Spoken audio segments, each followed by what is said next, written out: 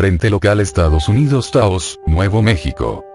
Arthur Sinclair Jr. es la viva imagen de uno de esos patriarcas del viejo mundo alto, delgado, con una cabeza canosa de pelo corto y un afectado acento de Harvard. Parece hablarle al vacío, sin hacer contacto visual conmigo, y casi sin dejar espacio para hacerle preguntas. Durante la guerra, el señor Sinclair fue el director de la recién formada agencia gubernamental DSRE, el Departamento para el Uso Estratégico de Recursos. No sé a quién se le ocurrió el nombre de DSRE o si fue consciente de lo mucho que se parece a la palabra desastre, pero yo no podría haberle puesto un nombre más apropiado.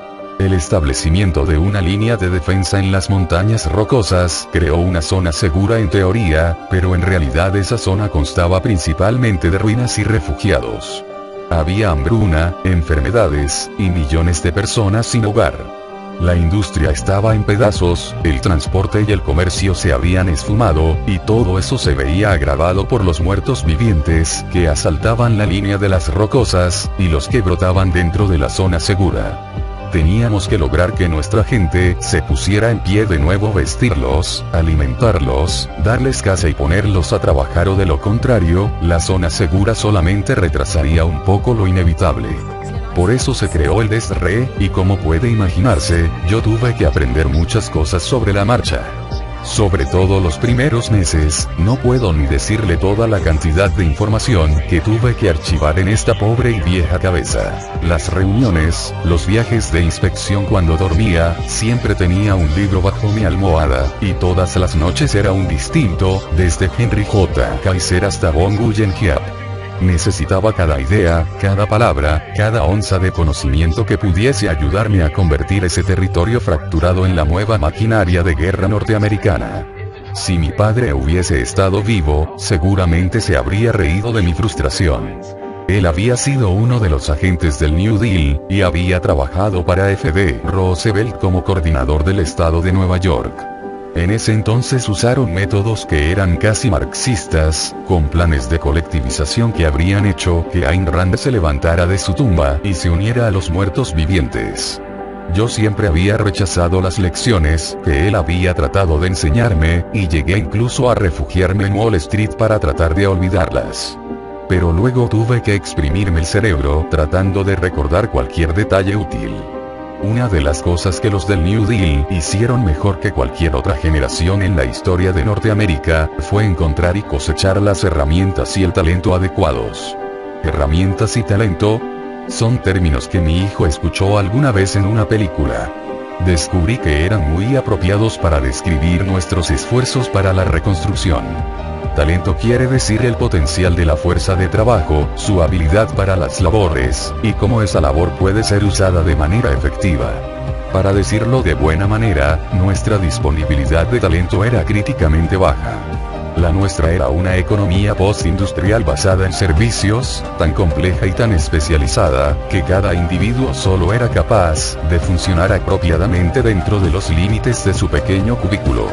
Ojalá hubiera visto algunas de las carreras inscritas en nuestro primer censo de empleos. Todo el mundo era alguna clase de ejecutivo o representante, puros analistas o consultores, todos perfectamente acondicionados para el mundo de la preguerra, pero completamente inadecuados para la crisis actual. Necesitábamos carpinteros, albañiles, operarios industriales, fabricantes de armas. Claro, teníamos muchos de esos, pero no eran ni una fracción de los que necesitábamos. Nuestro primer censo nos mostró claramente que más del 65% de la fuerza de trabajo civil se clasificaba como F6, es decir, que no poseían ninguna vocación útil. Necesitábamos un programa masivo de reentrenamiento. En pocas palabras, necesitábamos ensuciar un montón de cuellos blancos. Fue un proceso lento. El transporte aéreo ya no existía, las carreteras y los ferrocarriles eran un desastre, y la gasolina, Dios mío, no se podía encontrar ni un solo galón de gasolina entre Blaine, en Washington, e Imperial Beach en California. Súmele a eso, no solo que Norteamérica tenía una estructura urbana basada en la disponibilidad de los medios transporte, sino además que ese hecho había permitido una grave segregación socioeconómica. Había montones de barrios suburbanos habitados por profesionales de clase media alta, donde ninguno de ellos tenía la más mínima idea de cómo cambiar un vidrio roto en una ventana.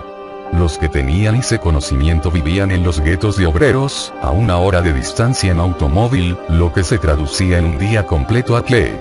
Recuerde, así era como la mayoría teníamos que viajar al principio. Para resolver ese problema ese reto, porque no existen los problemas, teníamos que ir a los campos de refugiados. Había cientos de esos, algunos del tamaño de un parqueadero, y otros que se extendían por kilómetros, diseminados por la costa y las montañas. Todos ellos necesitaban ayuda del gobierno, y todos malgastaban unos recursos que ya casi estaban agotados. Lo primero en mi lista, antes de atender cualquier otro reto, era que esos campamentos tenían que desaparecer. Todos los F6 físicamente aptos tenían que dedicarse a las labores básicas, las que no requerían entrenamiento previo: limpiar los escombros, cosechar, excavar tumbas. Se necesitaban muchas tumbas. Todos los A1, aquellos con habilidades apropiadas para la guerra, se convirtieron en parte del PAC, o Programa de Autosuficiencia Comunitaria. Un grupo variado de instructores estaría a cargo de transmitirle a esos ratones de cubículo, sobreeducados y sedentarios, los conocimientos necesarios para valerse por sí mismos. Fue un éxito inmediato. Apenas a los 3 meses, se vio un marcado decremento en las solicitudes de ayuda gubernamental. No hay palabras para decir lo importante que eso fue para nuestra victoria. Nos permitió pasar de una economía improductiva, basada en la supervivencia, a una productividad apta para la guerra. Fue entonces cuando surgió el Comité de Reeducación Nacional, un derivado directo del PAC. Yo diría que pusimos en marcha el programa de entrenamiento vocacional más grande desde la Segunda Guerra Mundial, y seguramente el más radical de toda nuestra historia. Usted ha mencionado, de vez en cuando, los problemas que tuvo que enfrentar el CRN. Ya iba a hablarle de eso. El presidente me otorgó el poder necesario para superar cualquier reto físico o logístico. Desafortunadamente, ni él, ni nadie más en la Tierra, podían darme el poder de cambiar la forma de pensar de la gente. Como ya le expliqué, la fuerza laboral en Norteamérica estaba segregada, y en muchos casos esa segregación iba acompañada de un componente cultural. Casi todos nuestros instructores eran inmigrantes de primera generación. Esas eran las personas que sabían cómo cuidar de sí mismas, cómo sobrevivir con muy poco y trabajar con lo que tenían a mano.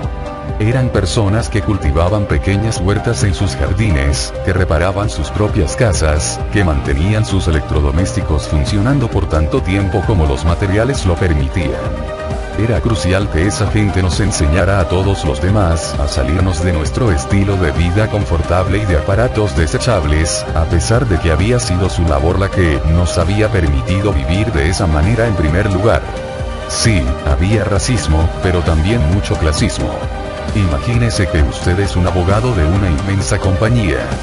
Usted se ha pasado la vida entera revisando contratos, negociando acuerdos, hablando por teléfono. Usted es bueno en eso, y eso es lo que lo ha hecho rico y le ha permitido contratar a un plomero para que le desatasque el inodoro, y así usted puede seguir hablando por teléfono.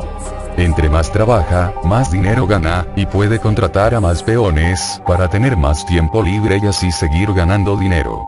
Así es como funciona su mundo. Pero llega un día en que ya no más. De pronto ya nadie necesita revisar contratos, ni negociar acuerdos. Lo que se necesita son inodoros que funcionen, y de pronto ese peón se ha convertido en su maestro, o quizá hasta en su jefe. Para algunas personas, eso era más aterrador que los muertos vivientes. Una vez, en un recorrido de evaluación por Los Ángeles, asistí a una de las clases de reeducación. Todos los alumnos habían tenido alguna posición alta en la industria del entretenimiento, un montón de agentes, representantes, y creativos, sea lo que sea eso. Puedo comprender su resistencia y su arrogancia. Antes de la guerra, el entretenimiento había sido el principal producto de exportación de los Estados Unidos. Pero ahora estaban siendo entrenados como personal de aseo para una planta de producción de armas en Bakersfield, California. Una mujer, una directora de reparto, simplemente explotó. ¿Cómo se atrevían a humillarla de esa manera? Ella tenía un título MFA en teatro conceptual, había seleccionado el reparto para las 3 comedias más populares de las últimas temporadas, y ganaba más dinero en una sola semana, que lo que su instructora podía acumular en varias vidas. Todo el tiempo estuvo llamando a su instructora solo por su nombre. Magda, decía ella, Magda, ya basta. Magda, por favor. Al principio pensé que la mujer solo estaba siendo grosera, menospreciando a la instructora y negándose a llamarla por su título, o a decirle señora. Después me enteré que la señora Magda Antonova había sido la empleada doméstica de aquella mujer. Sí, para algunos fue muy difícil, pero muchos de ellos admitieron después, que sus trabajos nuevos les daban mucha más satisfacción emocional que los anteriores. Me encontré con un caballero en un ferry que iba de Portland a Seattle. Antes trabajaba en el departamento de derechos de autor de una agencia publicitaria, específicamente, estaba a cargo de conseguir las licencias para usar las canciones de rock populares en los anuncios televisivos. Ahora se dedica a limpiar chimeneas. Como casi todas las casas de Seattle se habían quedado sin calefacción central, y los inviernos ahora son más largos y más fríos, casi nunca se queda sin trabajo que hacer. Ayudo a que mis vecinos estén calientes, me dijo con orgullo. Ya sé que suena como a una pintura de Norman Rockwell, pero yo escucho historias como esas todo el tiempo. Esos zapatos, los hice yo. Ese abrigo, es lana de mis ovejas. ¿Le gustó el maíz? Es de mi jardín. Esa es una de las ventajas de un sistema más estrecho. Le dio a la gente la oportunidad de ver los frutos de su trabajo, les permitió sentirse orgullosos de saber que estaban haciendo una contribución concreta y decisiva para la victoria, y me permitió sentirme orgulloso de ser parte de eso. Necesitaba sentir eso. Así pude mantener la cordura en la otra parte de mi trabajo. Ya hablamos del talento. Las herramientas son las armas para la guerra, y los recursos logísticos e industriales con los que se construyen esas armas. Él hace girar su silla, señalando un portarretrato sobre su escritorio. Lo miro de cerca y noto que no es una fotografía, sino una etiqueta de algún producto. Ingredientes: melaza de Estados Unidos, anís de España, regaliz de Francia, vainilla, bourbon de Madagascar, canela de Sri Lanka, clavo de Indonesia, bayas de gaultería de China, aceite de pimentón de Jamaica, aceite balsámico de Perú, y todo eso es solo para hacer una botella de cerveza de raíz. Y no hablemos de lo que lleva una computadora de escritorio, o un portaaviones propulsado por energía nuclear. Pregúntele a alguien cómo hicimos los aliados para ganar la Segunda Guerra Mundial. Los que saben muy poco del asunto, le dirán que fue por nuestros soldados y nuestros generales. Los que no saben nada, le hablarán de las maravillas tecnológicas del radar y la bomba atómica. Hace una mueca.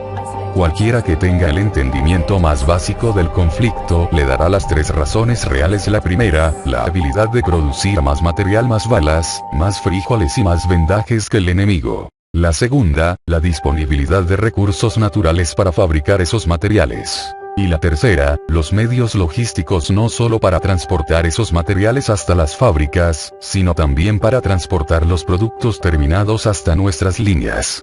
Los aliados tenían los recursos, las industrias y la logística de todo el planeta. El eje, por otro lado, tenía que depender únicamente de lo poco que lograba reunir dentro de su territorio.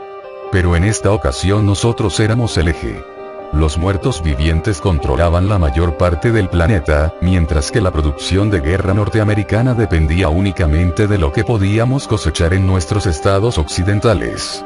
Olvídese de los materiales de nuestras zonas seguras al otro lado del mar. Nuestros barcos mercantes estaban a reventar de refugiados, y la escasez de combustibles tenía varada a nuestra armada naval. Teníamos algunas ventajas. La economía agraria de California podía suavizar el problema de la hambruna, pero tenía que ser reestructurada. Los cultivadores de cítricos no se quedaron callados, y tampoco los ganaderos. Los peores fueron los varones de la carne, que eran dueños de casi todo el terreno útil y de lo que había en él. ¿Alguna vez escuchó hablar de Don Hill? ¿No vio la película que Roy Elliott hizo sobre él? En ella muestran cuando la epidemia llegó al Valle de San Joaquín y los muertos derribaron sus cercados. Atacaron su ganado y lo destrozaron como hormigas africanas. Pero él estaba ahí en el medio de aquella horda, disparando y gritando como Gregory Peck en Dwelling the Sun. Tuve que negociar con él abierta y honestamente. Al igual que con todos los demás, le di a elegir. Le recordé que se acercaba el invierno, y que todavía teníamos mucha gente hambrienta. Le advertí que cuando las hordas de refugiados llegaran a terminar con lo que los muertos habían dejado, él no podría pedir ninguna protección al gobierno. Él era un bastardo terco y feroz, pero no era ningún idiota. Aceptó entregarnos sus tierras y su ganado, con la condición de que no tocaríamos a sus sementales, ni a los de nadie más. Ese fue el trato. Unos filetes suaves y jugosos. ¿Se le ocurre un mejor ejemplo de nuestro artificial estilo de vida de la preguerra? Sin embargo, fueron los estándares de ese estilo de vida lo que se convirtió en nuestra segunda mayor ventaja. La única manera de complementar nuestros recursos disponibles era el reciclaje. No era nada nuevo. Los israelíes habían comenzado a hacerlo desde que cerraron sus fronteras, y todas las naciones lo habían implementado en algún grado.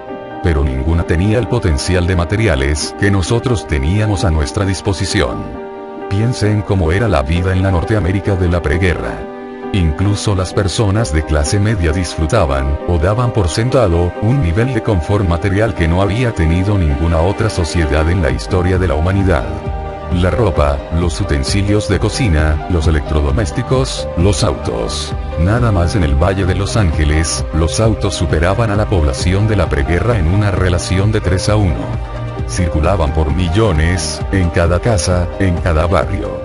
Organizamos una industria de más de 100.000 empleados, trabajando en 3 turnos diarios los 7 días de la semana recolectando, catalogando, desmantelando, almacenando, y enviando componentes y piezas a las fábricas de toda la costa. Hubo algunos problemas similares a de los rancheros, con la gente que no quería entregar sus Hummers o sus autos italianos comprados al llegarles la crisis de la edad adulta. Es curioso, no tenían gasolina para hacerlos funcionar, pero tampoco se desprendían de ellos.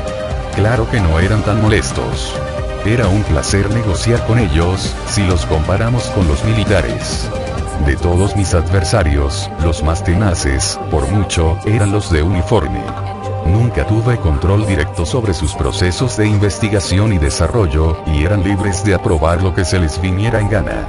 Pero dado que casi todos sus proyectos dependían de contratistas civiles, y todos esos contratistas usaban recursos controlados por DSRE, teníamos un control de facto sobre ellos.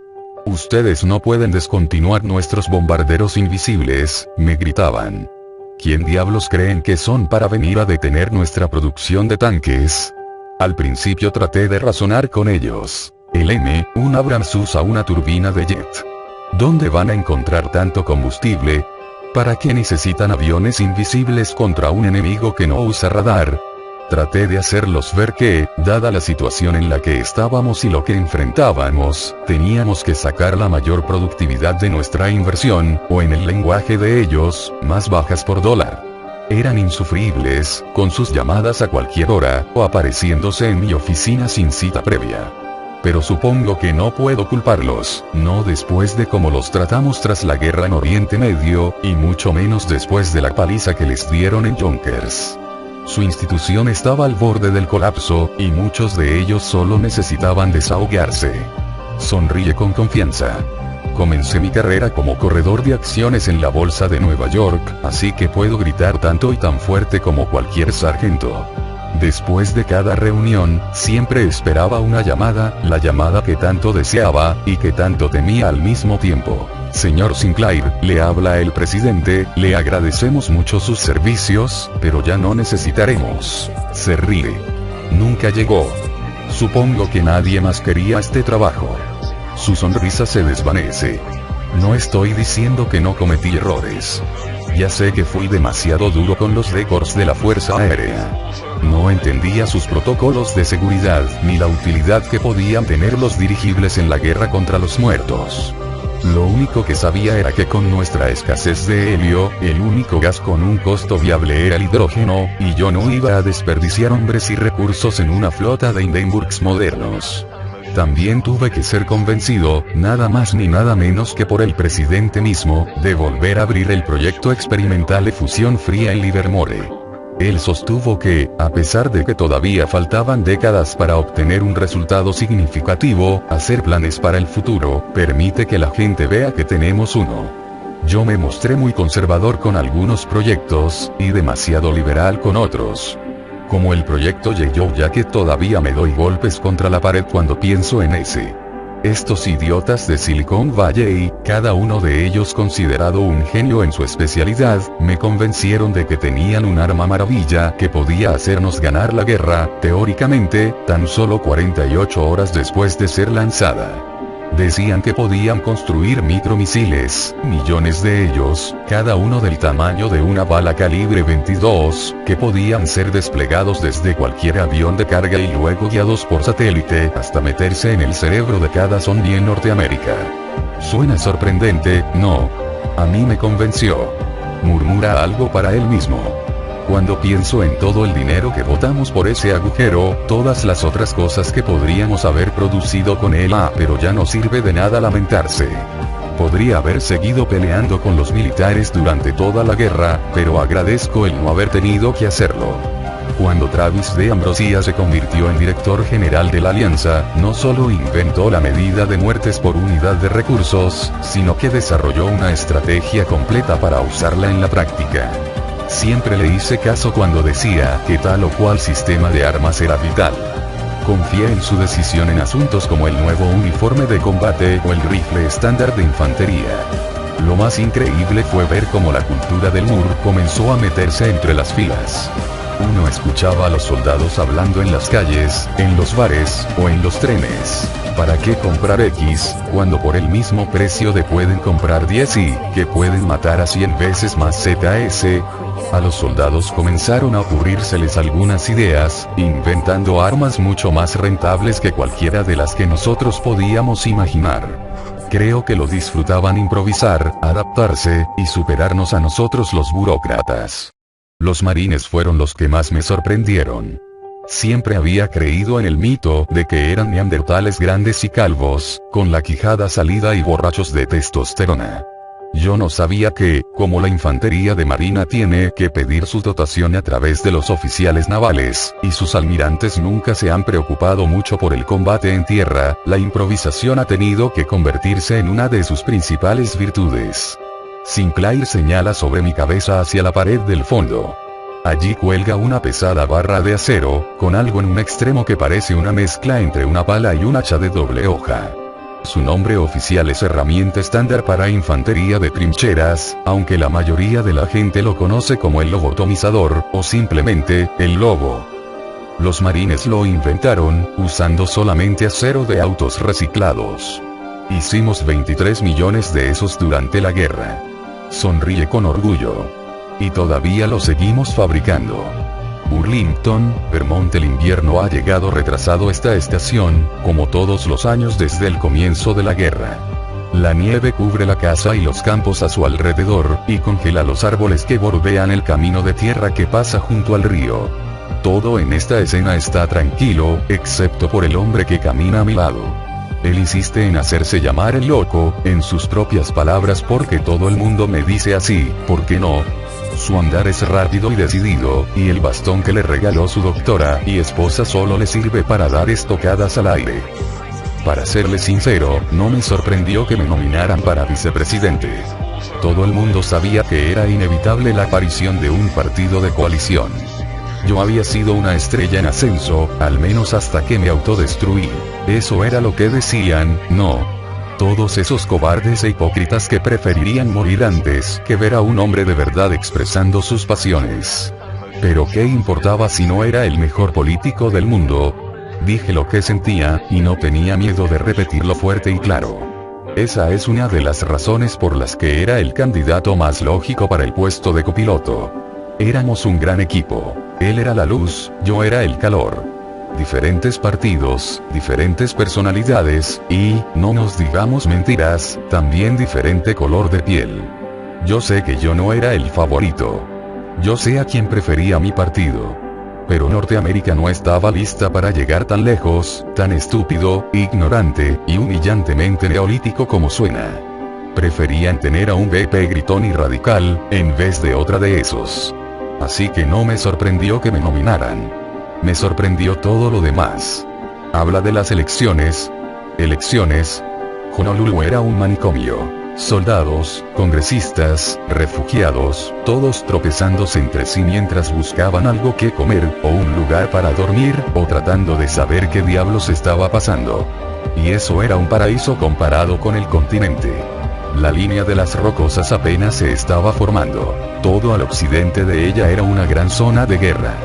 ¿Por qué molestarse con unas elecciones cuando el Congreso podía votar por una extensión de poderes debido a la emergencia?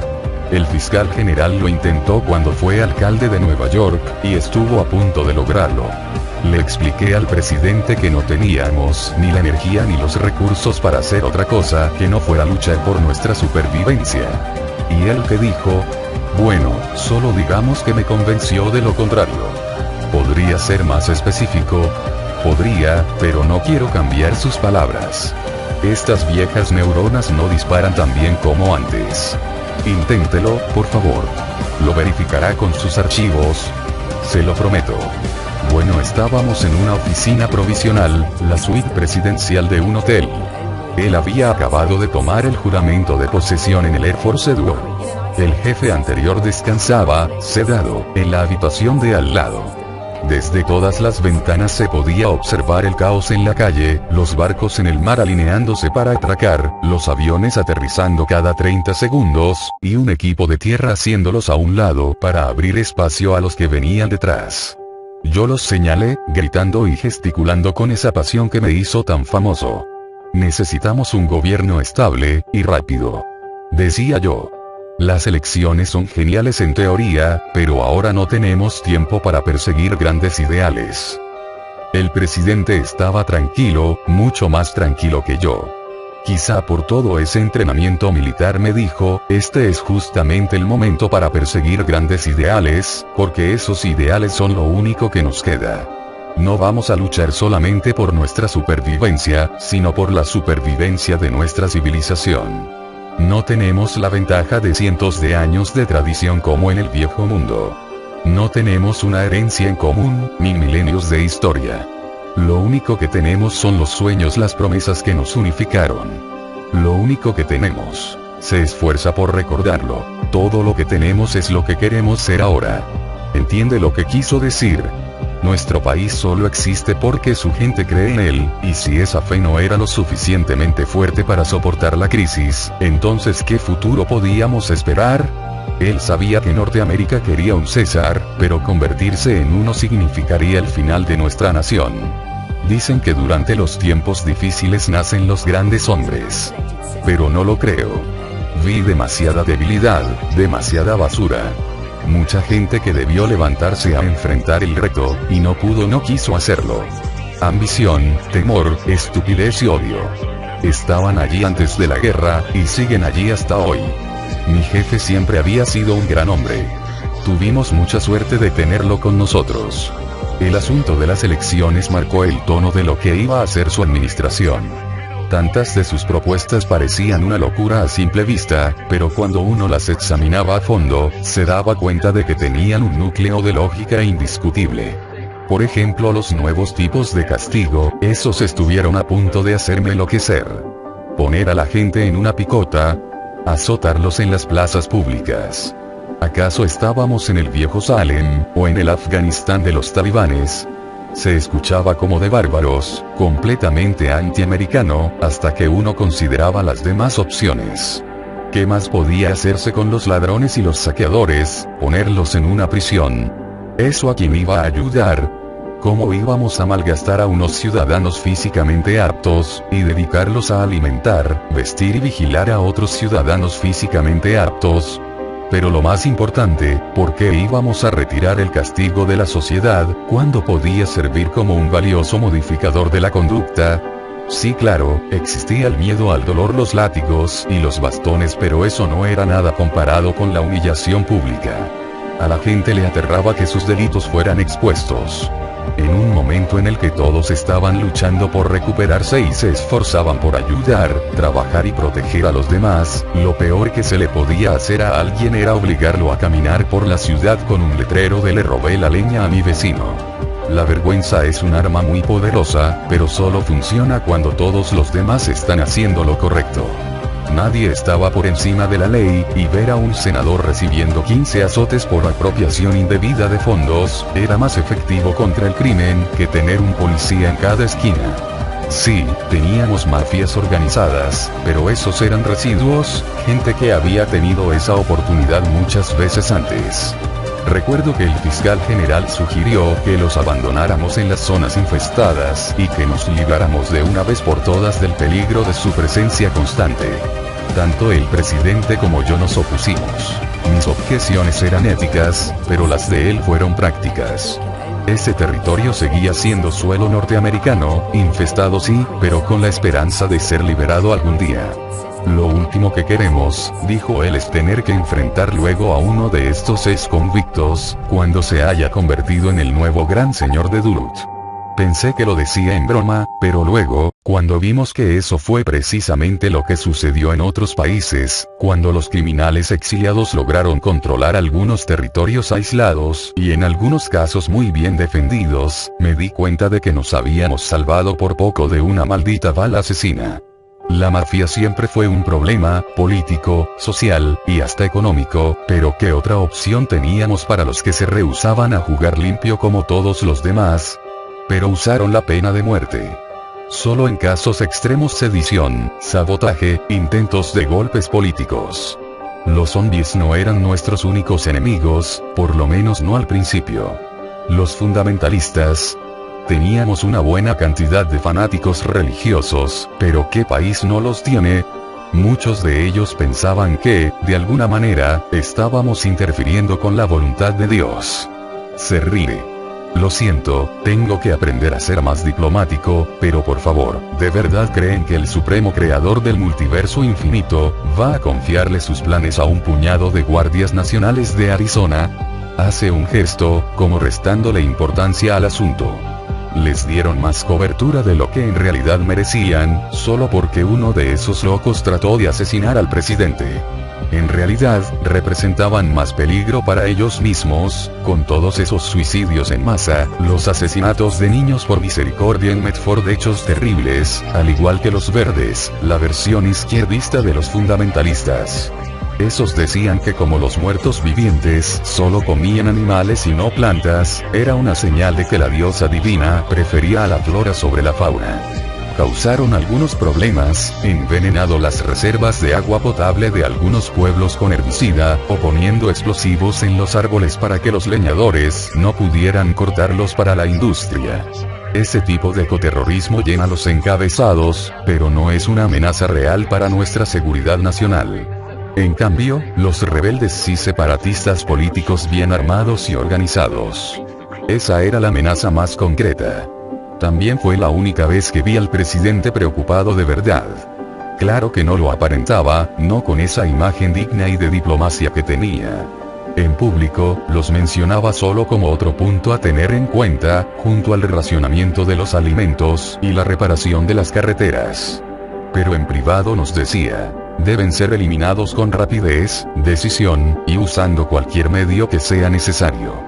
Por supuesto, se refería a los que teníamos que enfrentar en la zona segura occidental. Esos renegados tenían algún problema con las políticas de guerra del gobierno, o habían estado planeando la rebelión desde antes, y usaron la crisis solo como un pretexto. Esos eran los enemigos de nuestra patria, las amenazas domésticas que se mencionan en el juramento de cualquiera que se comprometa a defender nuestro país.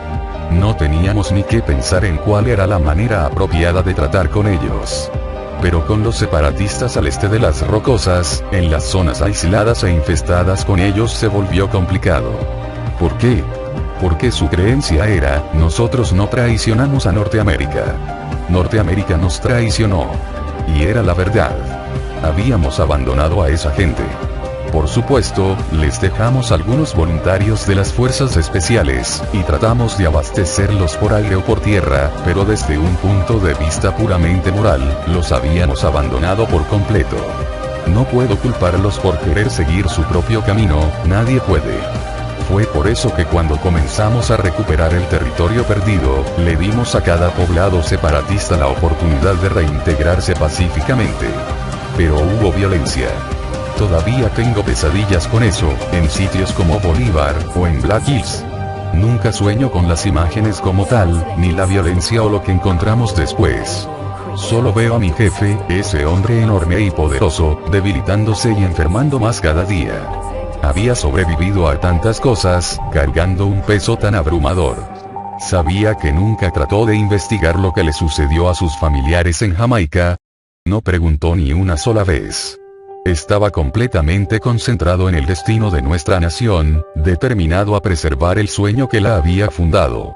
No sé si es verdad que los tiempos difíciles hacen a los grandes hombres, pero sí sé que son capaces de matarlos. Wenatchee, Washington. La sonrisa de Joan Wemad es tan amplia como sus hombros. Aunque de día trabaja como administrador del taller de reparación de bicicletas del pueblo, pasa su tiempo libre transformando el metal fundido en exquisitas obras de arte. Es más conocido, sin duda, por la estatua de bronce que se levanta sobre la avenida principal de Washington, después de Cristo, el monumento a los vigilantes comunitarios, en el que se ven dos ciudadanos de pie, y uno en una silla de ruedas. La funcionaria de reclutamiento estaba muy nerviosa. Trató de convencerme de que no lo hiciera. Ya había hablado con el representante del CRN. Conocía las otras labores que podía hacer para ayudar con el esfuerzo de guerra. Al principio no entendí. Yo ya tenía un trabajo en la planta de reciclaje. Esa era precisamente la idea de los equipos de vigilancia comunitaria, no. Era un servicio voluntario de medio tiempo para después de salir del trabajo. Traté de explicárselo. A lo mejor no le había entendido bien. Mientras trataba de darme alguna otra excusa improvisada y floja, vi que sus ojos se desviaban hacia mi silla.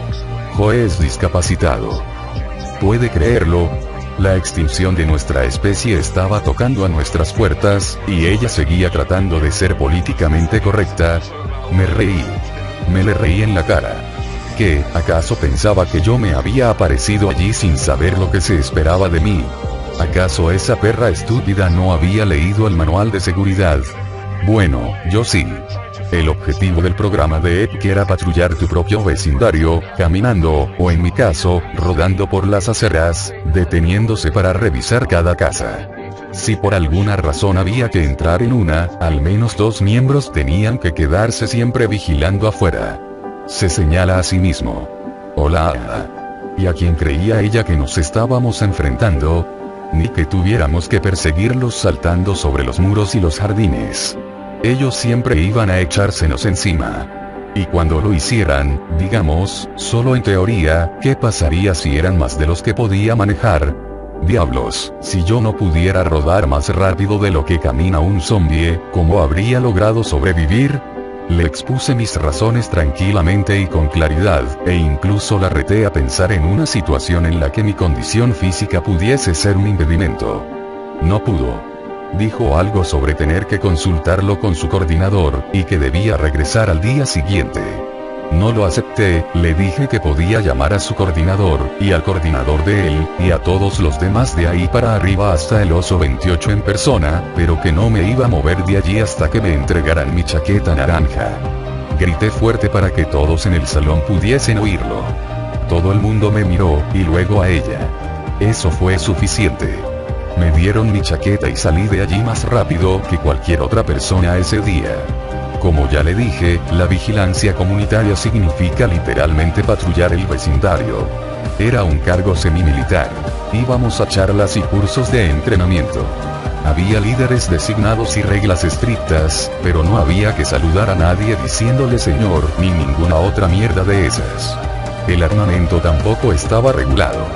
Casi todas eran herramientas cuerpo a cuerpo, hachas, baits, algunas barras de acero y machetes. Todavía no teníamos lobos.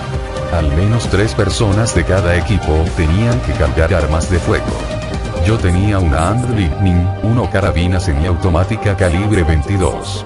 No tenía retroceso, así que podía dispararla sin tener que ponerle el seguro a mis ruedas. Una buena arma, sobre todo después de que las municiones se estandarizaron y todavía me seguían sirviendo. Los equipos cambiaban según el horario libre de cada uno. En ese entonces todavía había mucho desorden, porque Desre estaba reorganizando todo. Los turnos de noche eran los más difíciles. Uno se olvida de lo oscura que es la noche cuando no hay luces afuera. Tampoco había muchas luces en las casas. La gente se iba a dormir muy temprano, cuando empezaba a oscurecer, así que excepto por una que otra vela, o alguien con permiso especial para un generador, por ejemplo para adelantar trabajos de guerra en la noche, todas las casas quedaban completamente a oscuras. Ni siquiera teníamos la luz de las estrellas y la luna, con toda esa basura flotando en la atmósfera. Patrullábamos con linternas, modelos civiles comprados en cualquier tienda. Todavía teníamos baterías, y les poníamos celofán rojo en el extremo para proteger nuestra visión nocturna. Parábamos en cada casa, tocábamos, y le preguntábamos al que estuviera de guardia si todo andaba bien. Los primeros meses fueron un poco difíciles, por culpa del programa de reubicación. Salía tanta gente de los campos de refugiados, que todos los días aparecía una docena de vecinos nuevos, e incluso inquilinos. Nunca antes me di cuenta de lo bien que estábamos antes de la guerra, encerrado en mi suburbio de Stepford. ¿Para qué necesitaba una casa de 320 metros cuadrados, con 3 alcobas, 2 baños, cocina, sala, patio y estudio? Había vivido solo durante años, pero de pronto me encontré viviendo con una familia de Alabama, 6 en total, que aparecieron un día frente a mi puerta con una carta del departamento de vivienda. Fue molesto al principio, pero uno se acostumbra. No tuve ningún problema con los Shannon, ese era su apellido. Nos entendimos muy bien, y dormía mucho mejor sabiendo que alguien más vigilaba. Esa era una de las nuevas reglas para todos en casa. Alguien tenía que hacer guardia por la noche. Teníamos todos sus nombres en una lista, para asegurarnos de que no fueran invasores o ladrones. Revisábamos sus identificaciones, su fotografía, y les preguntábamos si todo estaba tranquilo. Normalmente decían que sí, o reportaban algún ruido raro para que lo revisáramos. 2 años después, cuando dejaron de llegar los refugiados y ya todo el mundo se conocía, dejamos de preocuparnos por las listas y las identificaciones. Todo fue más tranquilo desde entonces. Pero ese primer año, cuando la policía apenas se estaba reorganizando y las zonas seguras no estaban limpias del todo, se estremece con un efecto dramático. En ese entonces todavía había muchas casas desocupadas, derribadas o saqueadas, o simplemente abandonadas con las puertas abiertas. Poníamos montones de cinta policial en las puertas y ventanas. Si encontrábamos algunas cintas rotas, eso quería decir que quizá un zombie estaba adentro. Llegó a pasar un par de veces. Yo me quedaba esperando afuera, con el rifle listo. Algunas veces se escuchaban gritos, otras veces disparos. A veces solo se escuchaba un gemido, golpes, y luego alguno de tus compañeros salía con un arma ensangrentada y una cabeza cortada en la mano. Yo tuve que encargarme personalmente de varios. A veces, cuando el equipo estaba adentro y yo vigilaba la calle, escuchaba algún sonido, crujidos de ramas y hojas secas a medida que algo se abría paso entre los matorrales. Lo alumbraba con la linterna, pedía ayuda, y luego lo despachábamos. Una vez estuve a punto de quedar marcado. Estábamos revisando una casa de 2 pisos, 4 habitaciones, 4 baños, algunos muros se habían derrumbado porque algún demente había entrado por la ventana y atravesado la sala con un Jeep Liberty. Mi compañera preguntó si podía ir al baño a maquillarse. Se alejó detrás de unos arbustos. Mal hecho. Yo estaba distraído, preocupado por lo que podía estar pasando dentro de la casa. No me fijé en lo que pasaba a mis espaldas. De pronto sentí un tirón en la silla. Traté de girar, pero algo tenía atascada la rueda derecha. Miré de lado y apunté con mi linterna. Era un arrastrado, uno de esos que perdieron las piernas. Estaba tratando de alcanzarme desde el suelo, agarrándose y subiendo por la rueda. La silla me salvó la vida. Me dio 1,5 segundos de ventaja para apuntarle con mi carabina. Si yo hubiese estado de pie, me habría agarrado por un tobillo y se habría llevado un buen bocado. Fue la última vez que me distraje en el trabajo. Los zombies no eran el único problema que teníamos que enfrentar. Estaban los ladrones, no hablo de los criminales organizados, sino gente que robaba cosas para poder sobrevivir. Lo mismo pasaba con los invasores ilegales. Pero en ambos casos, casi siempre las cosas terminaban bien. Simplemente los invitábamos a nuestras casas, les dábamos lo que necesitaban, y los cuidábamos hasta que el departamento de vivienda se hacía cargo de ellos. Pero también había ladrones de verdad, jodidos profesionales. Esa fue la única vez que me hirieron. Joe tira del cuello de su camiseta, mostrándome una cicatriz circular del tamaño de una vieja moneda de 10 centavos. 9 milímetros, justo a través del hombro. Mi equipo lo sacó de la casa, y yo le grité que se detuviera. Es la única vez que tuve que matar a alguien, gracias a Dios. Cuando comenzaron a funcionar las nuevas leyes, el crimen convencional desapareció casi por completo. También estaban los salvajes, ya sabe, esos niños que habían perdido a sus padres. Los encontrábamos acurrucados en los sótanos, en los armarios, o debajo de las camas. Algunos de ellos habían caminado desde lugares tan lejanos como la costa este. Tenían mala pinta, todos desnutridos y enfermos. Muchas veces salían corriendo. Y esas fueron las únicas veces que me sentí mal, ya sabe, por no poder salir corriendo tras ellos. Alguien más los perseguía, y casi siempre los atrapaban, pero no siempre. El principal problema eran los Quislings. Quislings. Sí, ya sabe, la gente esa que se volvió loca y comenzó a actuar como los zombies. ¿Quiere hablarme más de ellos? Bueno, no soy médico, así que no sé los términos correctos. No hay problema. Bueno, según entiendo, hay ciertos tipos de persona que no pueden lidiar con situaciones de vida o muerte. Se ven atraídos por aquello que temen. En lugar de resistirse, quieren complacerlo, unirse a él, y parecerse a él. Supongo que es lo que pasa en los secuestros, ya sabe, esa gente con síndrome de Patty-Hearst de Estocolmo, o, como en la guerra normal, cuando la gente del país invadido se une al ejército del enemigo. Algunas veces resultan ser mejores soldados que la gente a la que tratan de parecerse, como los fascistas franceses que se convirtieron en las tropas más leales de Hitler. Quizá por eso es que los llaman Quislings, porque parece una palabra en francés, o algo así 29, pero en esta guerra no se podía hacer eso. Uno no podía tirar el arma y levantar las manos diciendo, «Hey, no me maten, estoy de su lado». No había color gris en esta lucha, no había puntos medios. Supongo que mucha gente no pudo soportarlo.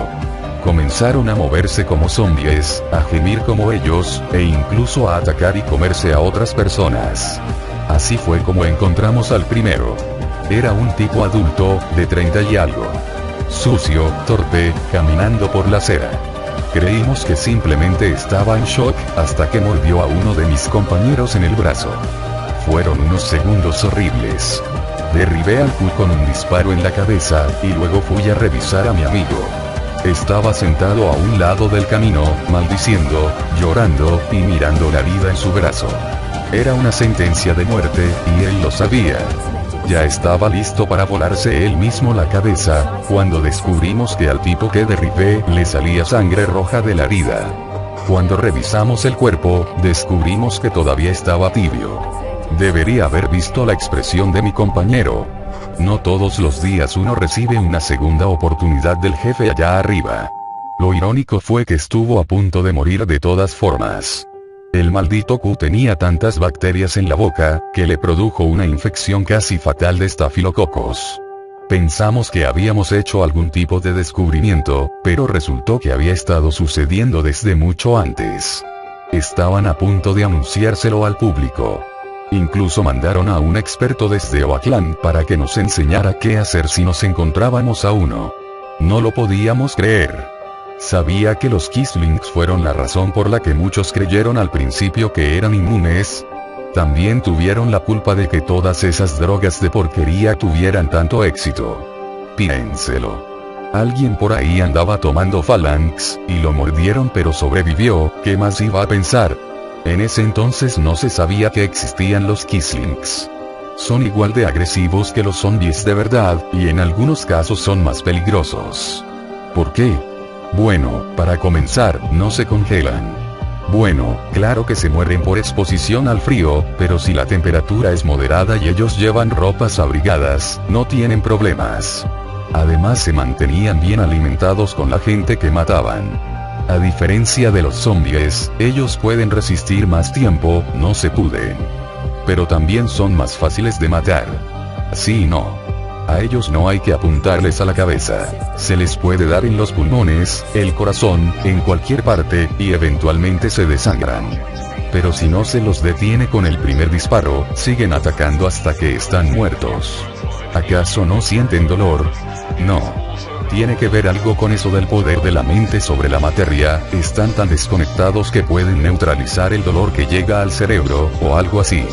En realidad debería hablar de eso con un experto. Continúe por favor. Bueno, por eso era que no se podía razonar con ellos. No había nadie a quien hablarle. Esas personas eran también zombies, quizá no físicamente, pero mentalmente no había ninguna diferencia. A veces era también difícil reconocerlos a simple vista, cuando estaban lo suficientemente sucios, ensangrentados o enfermos. Los zombies no huelen tan mal como uno creería, no cuando hay pocos y están frescos. ¿Cómo diferenciar a un zombie de un imitador que está invadido de gangrena? No se podía. Los militares no nos enviaron perros sabuesos ni nada parecido. Teníamos que hacer la prueba de los ojos.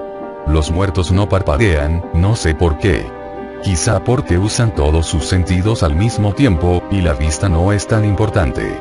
O quizá sea porque tienen muy pocos fluidos corporales, y no les alcanza para mantener los ojos húmedos. Quién sabe, pero el hecho es que no parpadean, pero los Kislings sí.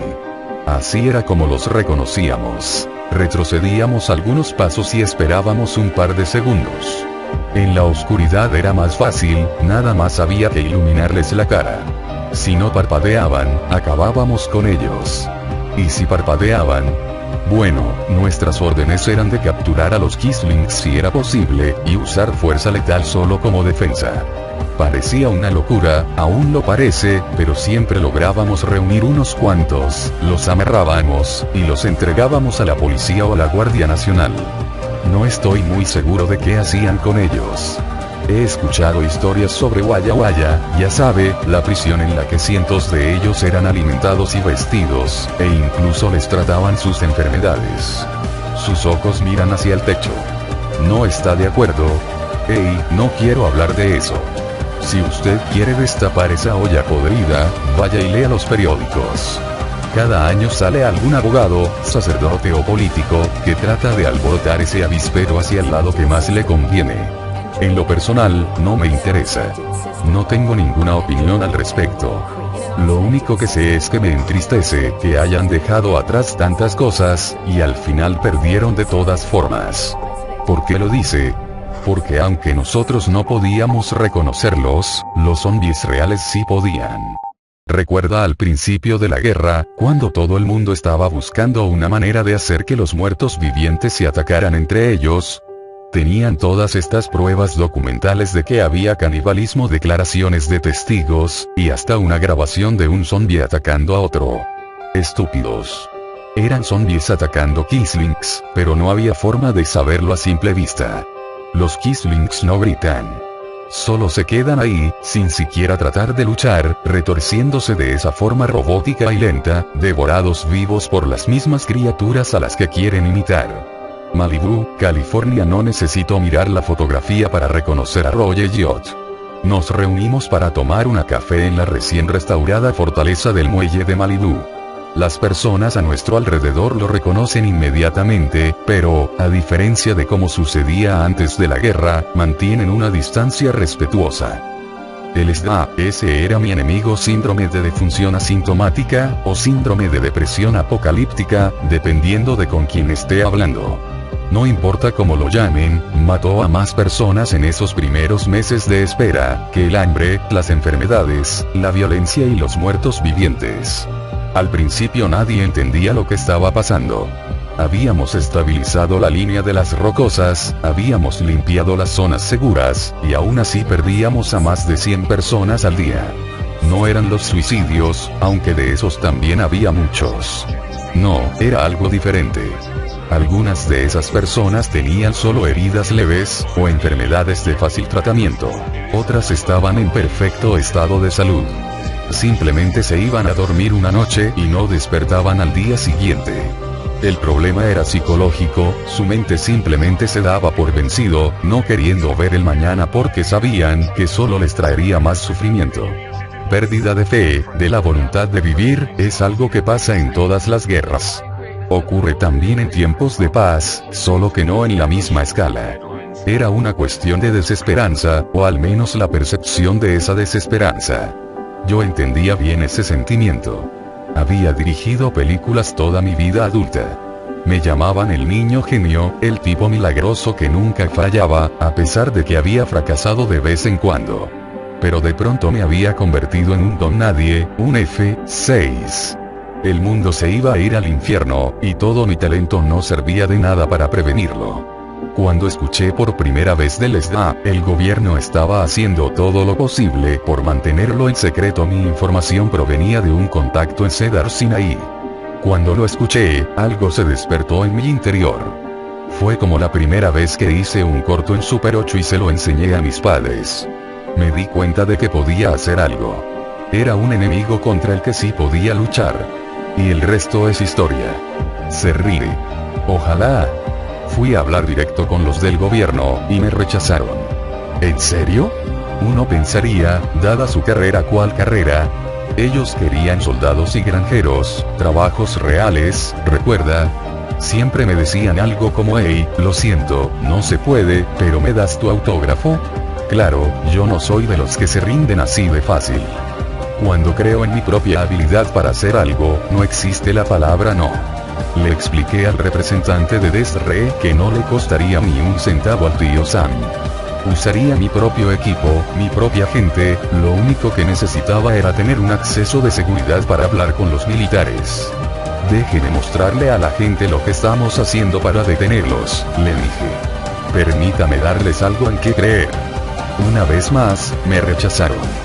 Los militares tenían pendientes cosas más importantes que posar para una cámara. ¿Habló con alguien más importante? ¿Con quién? No había barcos para ir a Hawái, y Sinclair se mantenía de arriba para abajo por toda la costa oeste. Todas las personas con el poder para ayudarme eran imposibles de contactar, o estaban ocupadas en asuntos más importantes.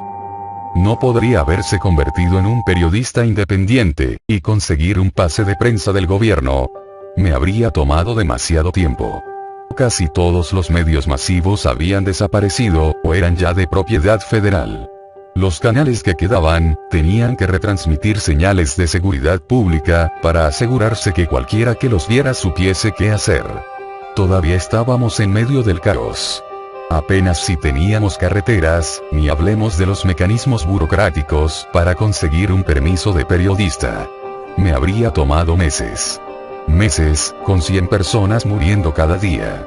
No podía esperar. Tenía que hacer algo de inmediato. Agarré una cámara de DV, algunas baterías de repuesto, y un cargador de energía solar. Mi hijo mayor me acompañó como sonidista y asistente del director.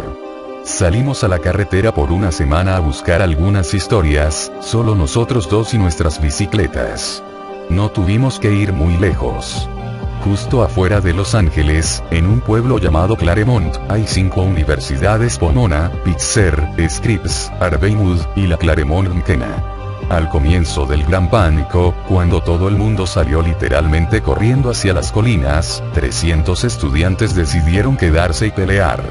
Convirtieron la Academia Femenina de Scripps en algo parecido a una ciudad medieval amurallada. Reunieron las provisiones de las demás universidades. Sus armas eran una mezcla de herramientas, de jardinería y rifles de entrenamiento de los oficiales reservistas universitarios. Plantaron jardines, excavaron pozos, fortificaron los muros que ya existían. Mientras las montañas ardían en el fondo, y los suburbios a su alrededor eran consumidos por la violencia, esos 300 muchachos se defendieron contra 10.000 zombies. 10.000, a lo largo de 4 meses, hasta que el imperio interior pudo ser reclamado de nuevo. 30 tuvimos la suerte de llegar justo para ver el final de todo, para ver caer al último de los muertos, y luego a todos esos estudiantes y soldados reunidos bajo la enorme bandera hecha de retazos que colgaba del campanario de Pomona. ¡Qué historia! 96 horas de escenas en la lata. Me gustaría haber podido grabar más, pero el tiempo era crítico. Recuerde, perdíamos 100 personas cada día. Teníamos que dejar la lista lo más pronto posible. Regresé a mi casa con las grabaciones, las recorté y las monté con mi equipo casero de edición. Mi esposa hizo las narraciones. Sacamos 14 copias, todas en formatos diferentes, y las presentamos ese sábado por la noche en diferentes campamentos y refugios por todo la llamé Victoria en Avalon, la batalla de las 5 universidades. Ese nombre, Avalon, lo saqué de un video que uno de los estudiantes estuvo filmando a lo largo de todos esos meses. En él se mostraba la noche del último ataque, el peor de todos, cuando una horda fresca se veía aparecer en el horizonte, hacia el oriente. Todos los muchachos se veían muy ocupados afilando sus armas, reforzando las defensas, haciendo guardia junto a los muros y en las torres. Una canción flotó por todo el campus, a través de los altavoces que sonaban música todo el tiempo para mantener la moral arriba. Una estudiante de Scripps, con la voz como la de un ángel, estaba cantando el tema Avalon de Roxy Music. Su versión era tan hermosa, y hacía un contraste increíble con la tormenta que estaba a punto de caer sobre ellos. La usé como fondo de la escena de preparándose para la batalla. Aún siento un nudo en la garganta cada vez que la escucho. ¿Cómo respondió la audiencia? Fue un fracaso. No solo esa escena, sino toda la película. Al menos eso fue lo que pensé. Me había esperado una reacción más inmediata. Gritos, aplausos. No quería admitirlo frente a nadie, ni siquiera frente a mí mismo, pero tenía esta fantasía egoísta de que la gente iba a acercarse a mí al terminar la cinta, con lágrimas en los ojos, a estrechar mi mano y agradecerme por mostrarles la luz al final del túnel. Ni siquiera me miraron. Me paré en la entrada de la sala como una especie de héroe conquistador, y todo el mundo pasó a mi lado en silencio, con la mirada fija en el suelo. Me fui a mi casa esa noche pensando, bueno, fue una bonita idea, quizá la granja de papas del Parque MacArthur necesite otro empleado. ¿Y qué pasó? Pasaron 2 semanas. Conseguí un trabajo de verdad, ayudando a limpiar la carretera del cañón Topanga. Pero un día, un hombre llegó cabalgando hasta mi casa. Literalmente, a caballo, como en una vieja película del oeste de Cecil B. DeMille. Era un psiquiatra de una organización médica en Santa Bárbara. Se habían enterado del éxito de mi película, y quería saber si tenía más copias. ¿Éxito? Eso fue lo que dijo. Resulta que, la noche después del estreno de Avalon, los casos de SIDA bajaron en Los Ángeles en un 5%. Al principio pensaron que era una simple fluctuación estadística, hasta que un estudio les reveló que el decremento era notable solo en aquellas comunidades en las que se había exhibido la película. Y nadie se lo había dicho. Nadie. Se ríe. Ni los militares, ni las autoridades municipales, ni siquiera la gente que manejaba los refugios, en donde se seguía exhibiendo sin mi conocimiento. Claro que eso no me importaba. Lo importante era que había funcionado. Había hecho la diferencia, y me dio un trabajo para todo el resto de la guerra. Reuní a algunos voluntarios, a toda la gente de mi antiguo equipo que pude encontrar.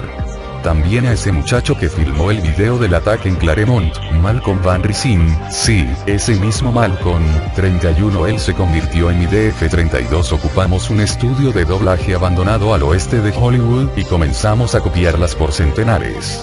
Metimos una copia en cada tren, cada caravana, cada ferry que iba para el norte. Nos tomó un tiempo recibir respuestas. Pero cuando comenzaron a llegar, él sonríe, y eleva sus manos en una señal de agradecimiento. 10% menos a lo largo de toda la zona segura occidental. Yo ya estaba otra vez en el camino para ese entonces, rodando más historias. Anacapa ya estaba lista, y llevábamos filmada la mitad de distrito de la misión. Para el momento en que Dos Palmos llegó a las pantallas, y el SIDA había bajado un 23%, solo en ese momento el gobierno se interesó en lo que estábamos haciendo. ¿Le dieron más recursos? Se ríe. No. Nunca les pedí una ayuda que seguramente no me iban a dar. Pero al fin tuve acceso a los militares, y eso me abrió todo un nuevo mundo. Fue entonces cuando rodó El Fuego de los Dioses. Asiente. El ejército tenía 2 programas de armamento láser, Zeus y la MAE. Zeus fue diseñado originalmente para limpieza de municiones, estallando minas terrestres y bombas sin explotar. Era pequeño y lo suficientemente liviano para ser montado en un V modificado. El artillero enfoca el objetivo a través de una cámara alineada con la torreta. Mueve el puntero hasta la superficie designada, y luego dispara un rayo de pulso corto a través del mismo lente. ¿Son demasiados detalles técnicos? No, para nada. Lo siento. Me sentí extremadamente atraído por los detalles del proyecto. El rayo era una versión modificada y convertida en arma, de los láseres industriales, de esos que se usan para cortar acero en las fábricas. Podía perforar la cubierta exterior de una bomba, o calentarla hasta el punto en que detonaba el explosivo interior. Ese mismo principio funcionaba con los zombies. En nivel alto, era capaz de perforar un agujero entrando por la frente. En niveles más bajos, literalmente hacía hervir el cerebro hasta que se le salía por las orejas, la nariz, y los ojos. Las escenas que rodamos eran asombrosas, pero Zeus era una pistola de juguete al lado de la MAE.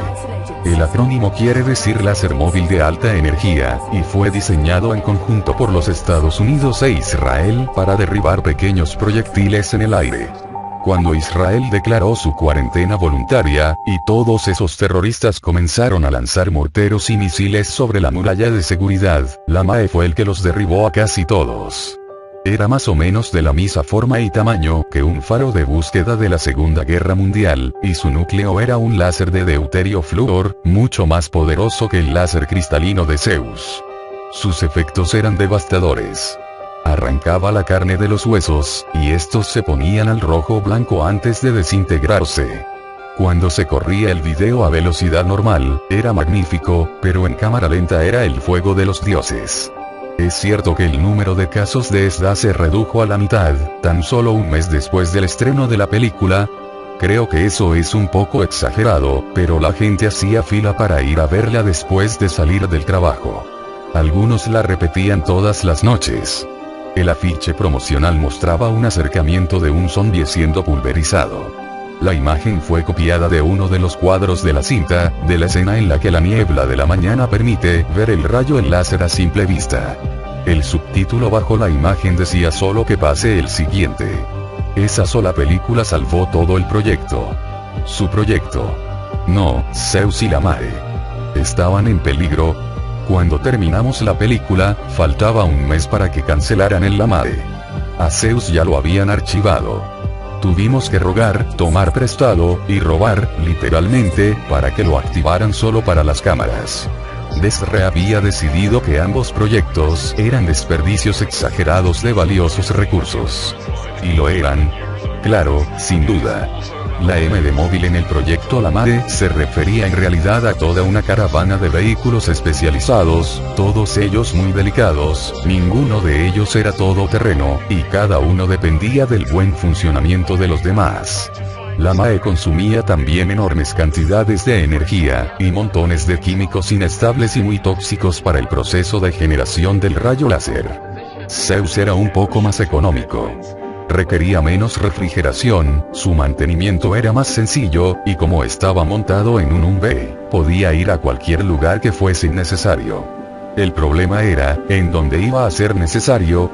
Incluso con su máxima potencia, el artillero tenía que mantener el rayo en un solo lugar por algunos segundos, y recuerde que eran objetivos móviles. Un buen francotirador podía hacer ese mismo trabajo, en la mitad del tiempo y matando el doble de zombies. Eso anulaba la posibilidad de un ataque rápido, que era exactamente lo que se necesitaba cuando se enfrentaban las hordas.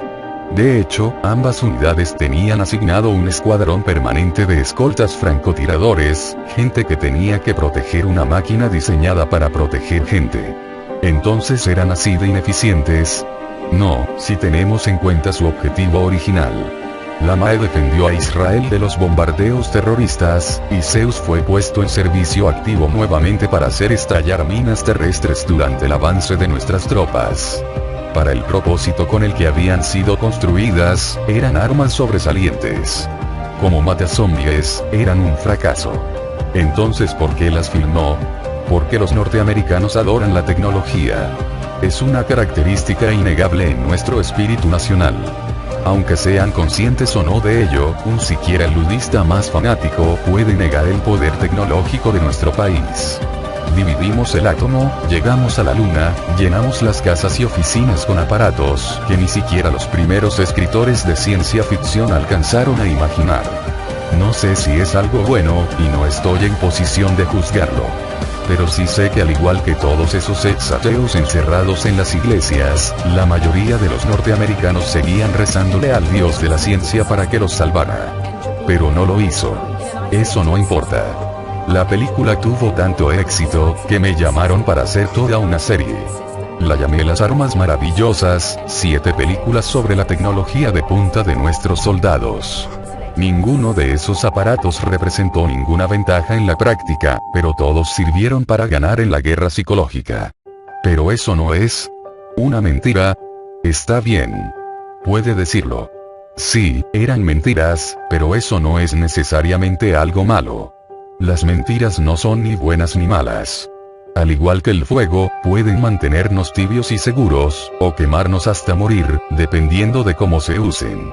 Las mentiras de nuestro gobierno antes de la guerra, las que se suponía debían mantenernos felices e ignorantes, esas nos quemaron, porque no nos dejaron hacer lo que debía hacerse. Sin embargo, para cuando filmé Avalon, todo el mundo estaba haciendo todo lo humanamente posible por sobrevivir. Las mentiras del pasado se habían desvanecido, y la verdad estaba por todos lados, cojeando en las calles, entrando por las puertas, lanzándose a sus cuellos. La verdad era que, sin importar lo que hiciéramos, la mayoría de nosotros, quizá todos, no alcanzaríamos a vivir para ver el futuro. La verdad era que quizá enfrentábamos el final de nuestra especie, y esa fría verdad estaba congelando hasta morir a más de 100 personas cada noche. Necesitaban algo para mantenerse tibios. Por eso les mentí, al igual que el presidente, que cada médico, sacerdote, cada líder de tropa y cada padre de familia, cuando decían vamos a estar bien. Ese era nuestro mensaje. Ese era el mensaje de todos los directores de cine que surgimos durante la guerra. ¿Alguna vez escuchó hablar de La Ciudad de los Héroes? Por supuesto. ¿Buena película? No. Marty la filmó durante un ataque que duró meses. Él solo, aprovechando cualquier equipo que llegara a sus manos. Una obra maestra, la valentía, la determinación, toda esa fuerza, dignidad, compasión y honor. De verdad hace que uno crea en la raza humana. Es mucho mejor que cualquiera de mis películas. Debería verla. Ya la he visto. ¿Cuál versión? Disculpe. ¿Cuál fue la versión que vio? No sabía que hay 2 versiones. Tiene que hacer mejor la tarea, joven. Marty editó una versión de La Ciudad de los Héroes para la guerra, y otra después de la guerra. La versión que usted vio, duraba 90 minutos. Creo que sí, pero mostraba el lado oscuro de los héroes de La Ciudad de los Héroes. Mostraba la violencia y las traiciones, la crueldad, la depravación, y la profunda maldad en el corazón de algunos de esos héroes. No, claro que no. ¿Para qué? Esa era nuestra realidad cotidiana, y fue lo que hizo que mucha gente se metiera en la cama, apagara las velas, y exhalaran su último aliento. Marty quiso, en lugar de eso, mostrarnos el otro lado de la moneda, el que los ayudaba a levantarse de la cama al día siguiente, el que los hacía arañar y gritar, y seguir luchando por sus vidas, porque alguien les decía que las cosas iban a salir bien. Existe un nombre para esa clase de mentiras: esperanza. Base Aérea de la Guardia Nacional, Parnell, Tennessee. Gavin Blair me lleva hasta la oficina de la comandante de su escuadrón, la coronel Christine Heliopolis. Ella es una leyenda tanto por su temperamento como por sus hazañas de guerra, y resulta difícil creer que toda esa fuerza pueda encerrarse en su pequeña y casi infantil figura. Su largo cabello negro y sus delicados rasgos solo sirven para reforzar esa imagen de una eterna juventud. Sin embargo, cuando se quita sus anteojos oscuros, puedo ver una especie de fuego en su mirada. Yo piloteaba un Raptor, un Fa-22. Era, sin lugar a dudas, la mejor nave de combate jamás construida. Podía sobrepasar y derribar a Dios y a todos sus ángeles. Era un monumento a la tecnología y la superioridad norteamericana, y en esta guerra, esa superioridad no valía una mierda. Eso debió ser muy frustrante. Frustrante. ¿Sabe lo que se siente que alguien le diga que el único objetivo por el que ha luchado toda su vida, por el que ha sufrido y se ha sacrificado, y se ha esforzado hasta límites que ni siquiera conocía, de pronto es considerado estratégicamente inválido? ¿Usted cree que mucha gente se sentía igual? Déjeme ponérselo de esta manera. El ejército ruso no fue la única fuerza diezmada por su propio gobierno. El acta de reconstitución de las Fuerzas Armadas básicamente neutralizó la Fuerza Aérea. Algunos expertos de DESRE determinaron que nuestro índice de muertes por unidad de recursos, nuestro MUR, era el más bajo de todo el ejército. ¿Podría darme algún ejemplo? ¿Conoce las XOU, las bombas inteligentes? Eran unas bombas autopropulsadas, guiadas por GPS y giróscopos, que podían ser lanzadas a más de 60 kilómetros de distancia del objetivo final. La versión estándar llevaba dentro 140 municiones Blue 97B, y cada una de esas contenía una carga penetrante contra objetivos blindados, una cubierta de fragmentación contra infantería, y un anillo de zircón para incendiar toda la zona de impacto. Se las había considerado todo un éxito, hasta Junkers 33, pero luego nos dijeron que por el precio de una sola XOU los materiales, los obreros, el tiempo, y la energía, sin mencionar el combustible y el mantenimiento para el bombardero, se podía pagar todo un pelotón de soldados de infantería, los cuales podían despacharse 1000 veces más GS que la bomba. No eran suficientes bajas por dólar, y lo mismo pasaba con casi todas las anteriores estrellas de nuestro poderío militar. Nos destrozaron como un láser industrial. Los B-2 Spirits, fuera. Los B-1 Lancers, fuera. Hasta los viejos Booth, los B-52, fuera. Súmele a eso los Seables, los Falcons, los Tomcats, Hornets, los JSF y los Raptors, y tendrá más aviones de combate derribados por una firma en un papel, que por todos los misiles, baterías antiaéreas y cazas enemigos de la historia 34. Al menos esos aviones no fueron desmantelados como chatarra, gracias a Dios, sino guardados en hangares y en ese enorme cementerio de aeronaves de la Mark 35. Era una inversión a largo plazo, según decían. Eso era lo único que seguía igual que siempre. Mientras peleamos en una guerra, nos estamos preparando para la siguiente. El transporte aéreo de carga, al menos la infraestructura, sí permaneció casi intacto. Casi. Los Globemasters tenían que desaparecer, y cualquier otra cosa propulsada por esas turbinas de jet voraces de combustible. Solo pudimos conservar los aviones de motor de combustión interna. Pasé de volar una nave que prácticamente era un caza X-Wing, a pilotear un camión de mudanzas con alas. Entonces, ¿cuál era la misión principal de la Fuerza Aérea? Nuestro objetivo principal era el suministro aéreo de provisiones, era lo único que todavía valía para algo. Cristina señala hacia el amarillento mapa pegado a la pared. El comandante de la base permitió que me quedara con él, después de lo que me pasó. Es un mapa continental de los Estados Unidos, de la época de la guerra. Todo el territorio al occidente de las montañas rocosas está sombrado de gris claro. Entre todo el gris, hay una variedad de círculos de distintos colores. Son islas en el mar de Sac. Las zonas verdes señalan instalaciones militares activas. Algunas habían sido convertidas en centros de refugiados. Algunas seguían aportando a las actividades de guerra. Otras estaban bien defendidas, pero no tenían ninguna importancia táctica. Las zonas rojas eran llamadas puntos de ofensiva viable. Fábricas, minas, plantas de energía. El ejército había dejado algunos equipos de guardia durante la gran retirada. Su trabajo era vigilar y mantener esas instalaciones en buen estado, para el momento en que, si era posible, pudiesen sumarse a las acciones de guerra. Las zonas azules eran poblaciones civiles en las que los habitantes habían logrado resistir, habían acondicionado algún lugar seguro, y se las habían ingeniado para sobrevivir de alguna manera. Todas esas zonas necesitaban abastecimiento, y ese era el trabajo de transporte aéreo continental. Era una operación enorme, no solo por la cantidad de aviones y combustible, sino por toda la organización necesaria.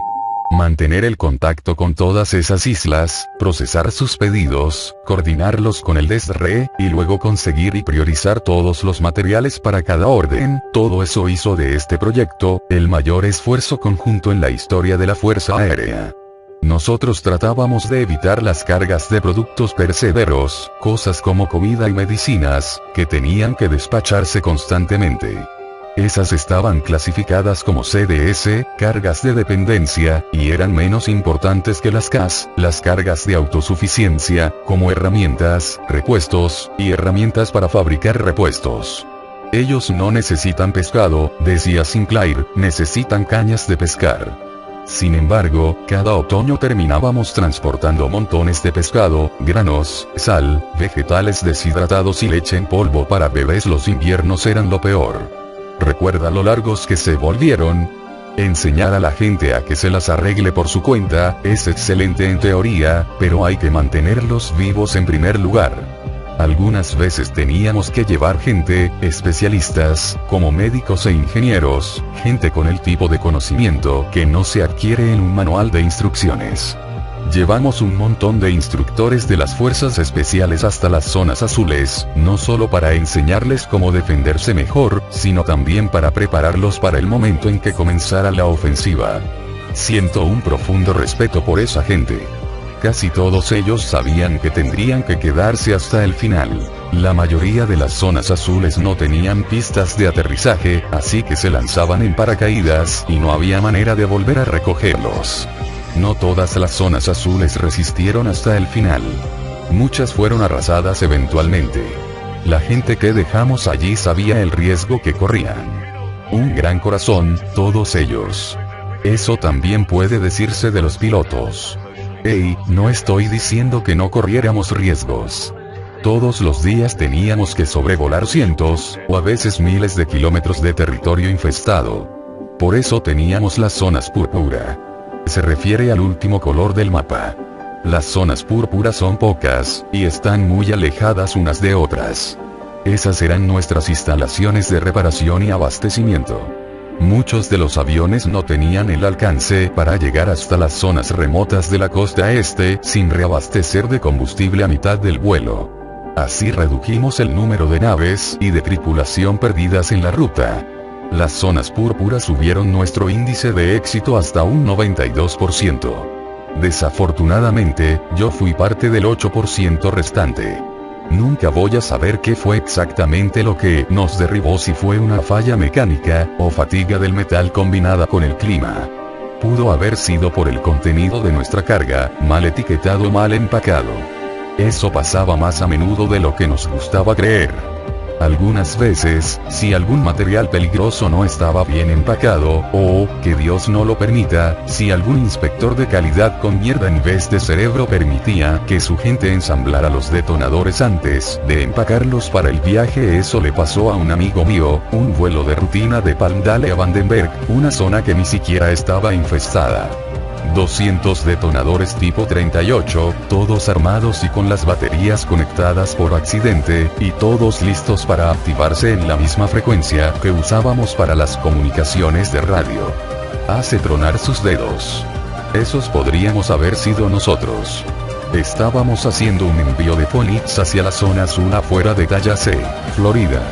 Estábamos a finales de octubre, y en ese entonces ya estábamos casi a pleno invierno. La gente de Honolulu estaba tratando de despachar la mayor cantidad posible de órdenes, antes que el invierno nos congelara hasta marzo. Era nuestra 9ª entrega de esa semana. Todos estábamos tomando Duix, esos estimulantes azules que te mantienen despierto, sin afectar tu juicio ni reflejos. Supongo que funcionaban bien, pero me hacían orinar cada 20 minutos. Los de mi tripulación, todos hombres, me molestaban mucho, ya sabe, diciendo que las mujeres teníamos que ir a toda hora. Yo sé que no lo hacían con mala intención, pero de todas formas trataba de aguantar lo más que podía. Después de 2 horas de lidiar con una horrible turbulencia, al fin no pude aguantarlo más y le pasé el timón a mi copiloto.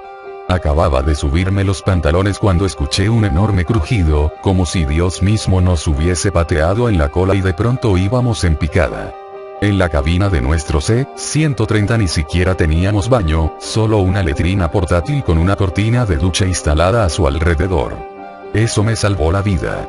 Si hubiese estado atrapada dentro de un compartimiento sólido, con un golpe en la cabeza y quizá incapaz de abrir la puerta a tiempo, de pronto hubo un aullido, un impresionante golpe de aire presurizado, y salí disparada por la parte de atrás del avión, por el agujero en donde antes estaba la cola. Estaba dando vueltas, fuera de control. Apenas si podía ver mi nave, una masa gris encogiéndose y echando humo mientras caía. Me enderecé y abrí mi paracaídas.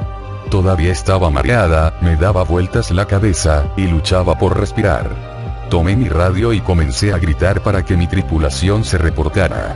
No hubo respuesta. Solo alcanzaba a ver un paracaídas más, la única persona además de mí que logró salir.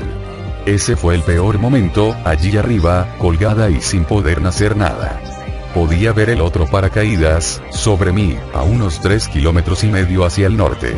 Seguí buscando a los otros. Intenté nuevamente con mi radio, pero no pude captar ninguna señal. Supuse que se habría averiado durante mi salida. Traté de ubicarme, estaba en algún lugar sobre el sur de Luisiana, un enorme pantano que no parecía tener final. No estaba del todo segura, mi cerebro seguía funcionando raro. Al menos estaba lo suficientemente lúcida como para comprobar lo esencial.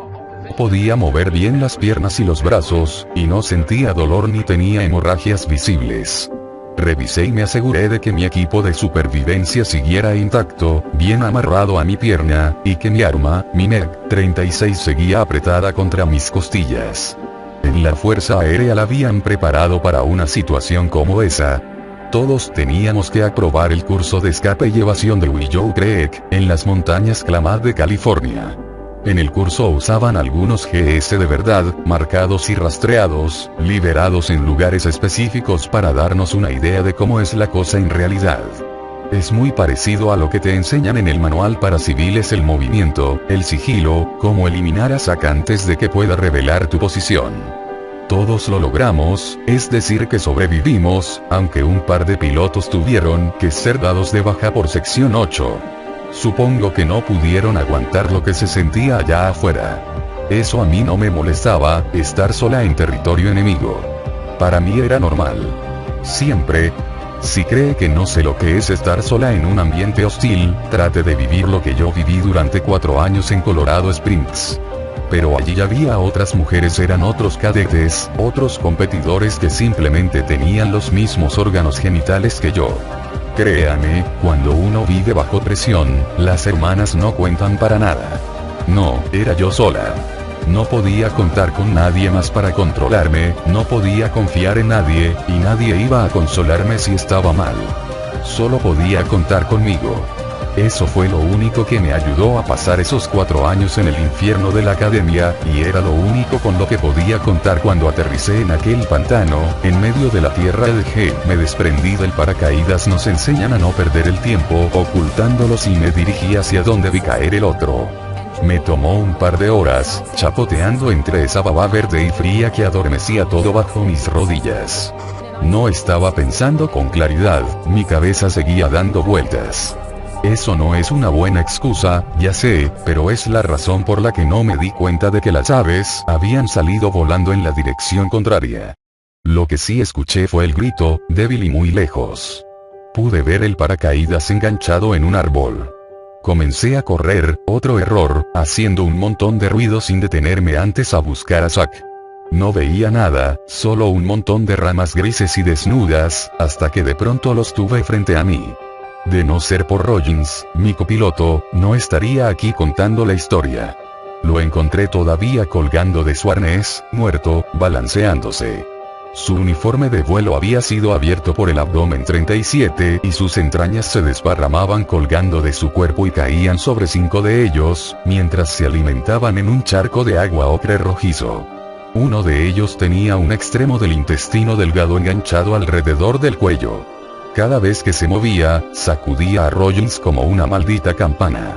Por eso no me notaron. Estaba lo suficientemente cerca para tocarlos, y no se dieron cuenta. Al menos tuve la sensatez de usar el silenciador. Claro que no tenía que desperdiciar todo un proveedor en ellos, otro maldito error. Estaba tan enojada que estuve a punto de quedarme pateando sus cadáveres. Tenía tanta vergüenza, me odiaba por todo eso, se odiaba. Había metido la pata. Mi nave, mi tripulación, pero fue un accidente. No fue su culpa. ¿Y usted qué sabe? Usted no estaba allí. Mierda, yo tampoco estaba. No sé qué fue lo que pasó. No hice bien mi trabajo. Yo estaba en cuclillas sobre una cubeta, como una maldita niña. Estaba perdiendo la cabeza. Jodida imbécil, me repetía, maldita perdedora. Comencé a perder el control, no solo me odiaba por lo que había pasado, sino que me odiaba por odiarme. ¿Eso tiene algún sentido? Seguramente me habría quedado allí parada, temblando e indefensa, esperando a que llegara Zack. Pero mi radio comenzó a hacer ruido. Hola. Hola. ¿Hay alguien ahí?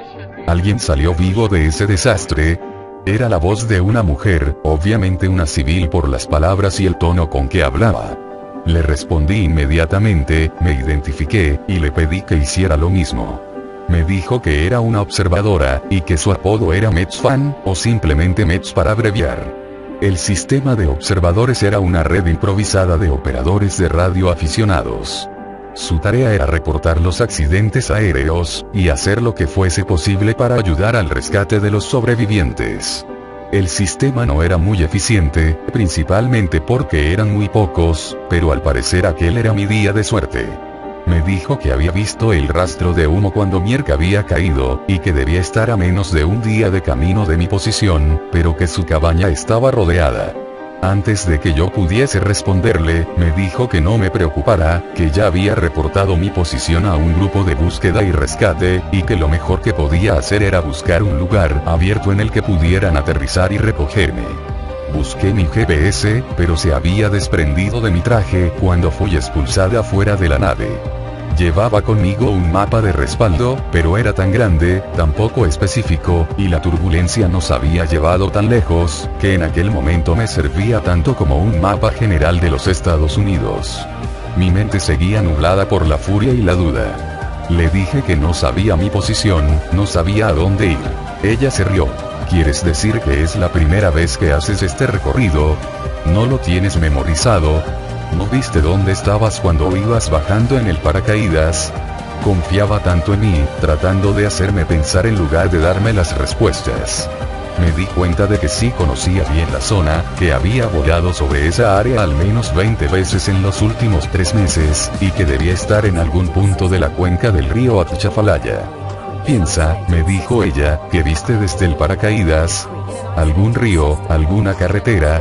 Al principio, lo único que pude recordar fueron los árboles, una enorme extensión de gris sin ningún detalle concreto, pero luego, a medida que mi cerebro se aclaraba, recordé que había visto ríos y una carretera. Revisé el mapa y noté que justo hacia el norte, quedaba la autopista interestatal I-10. Mets me dijo que aquel era el mejor lugar para que me recogiera el equipo de rescate. Me dijo que no me tomaría más de un día o 2 si me comenzaba a mover de inmediato y no desperdiciaba la luz del día.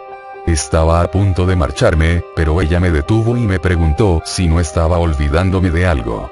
Recuerdo claramente ese momento. Volví a mirar a Rollins. En ese preciso instante estaba volviendo a abrir los ojos. Pensé que debía decirle algo, pedirle disculpas quizá, y luego le metí una bala justo en la frente. Mets me dijo que no debía culparme, y que sin importar lo que pasara, eso no debía distraerme del trabajo que tenía pendiente. Me dijo, sigue viva y haz tu trabajo. Y luego añadió, y deja de desperdiciar tus minutos. Se refería a las baterías del radio, no se le escapaba nada, así que me despedí y comencé a caminar hacia el norte a través del pantano. Mi cerebro estaba por fin a toda marcha, y todas las lecciones de Willow Creek comenzaron a salir. Caminaba, me detenía, y luego escuchaba. Caminé por terreno seco cuando fue posible, y tenía mucho cuidado de dónde pisaba. Tuve que nadar un par de veces, y eso sí me puso nerviosa. Le juro que en 2 ocasiones sentí que una mano me rozaba la pierna. Encontré un camino, pequeño, de apenas 2 carriles y en muy mal estado. Sin embargo, parecía una opción mucho mejor que caminar por todo ese pantano. Le reporté a Mets lo que había encontrado, y le pregunté si me llevaría hasta la autopista. Me dijo que me alejara de él y de cualquier otro camino que cruzara aquel valle. Los caminos tienen autos, me dijo, y donde hay autos hay GS. Se refería a los humanos infectados que habían muerto tras el volante, y como los zombies no tienen la inteligencia suficiente para abrir una puerta o soltarse el cinturón de seguridad, estaban condenados a pasar el resto de su existencia atrapados dentro de sus autos. Le pregunté cuál era el peligro entonces. Porque no podían salir, y mientras yo no les diera la oportunidad de sacar una mano y agarrarme, no importaba cuántos autos abandonados me encontrara en el camino. Metz me recordó que un G atrapado sí podía gemir, y podía llamar a otros. Ahora sí estaba confundida. Si iba a pasar tanto tiempo evitando unos caminos con solo uno o dos autos llenos de Zack, ¿por qué me dirigía hacia una autopista que seguramente estaba llena de autos? Ella respondió, porque estarás sobre el pantano. ¿Cómo van a alcanzarte los zombies? Aquella sección de la I-10 había sido construida a varios metros sobre la superficie del pantano, y por lo tanto era el lugar más seguro de toda la cuenca. Le confesé que no había pensado en eso. Ella se rió y me dijo, no te preocupes, cariño. Yo sí. Sigue en contacto, y te llevaré a casa. Y eso hice. Me alejé de cualquier cosa que se pareciera remotamente a una carretera, y me limité a cruzar por el territorio salvaje tanto como pude. Digo salvaje, pero en realidad no pude evitar cruzarme con varios signos de civilización, o lo que antes había sido civilización. Había zapatos, ropa, bolsas de basura, maletas abandonadas y equipo de acampar. Vi montones de huesos en los islotes de barro seco. No pude reconocer si eran humanos o animales. Una vez me encontré unas enormes costillas. Supongo que de un cocodrilo, uno grande. No quiero ni imaginarme cuántos GS se necesitaron para matar al pobre infeliz. El primer G que me encontré era pequeño, seguramente un niño, pero no puedo asegurarlo.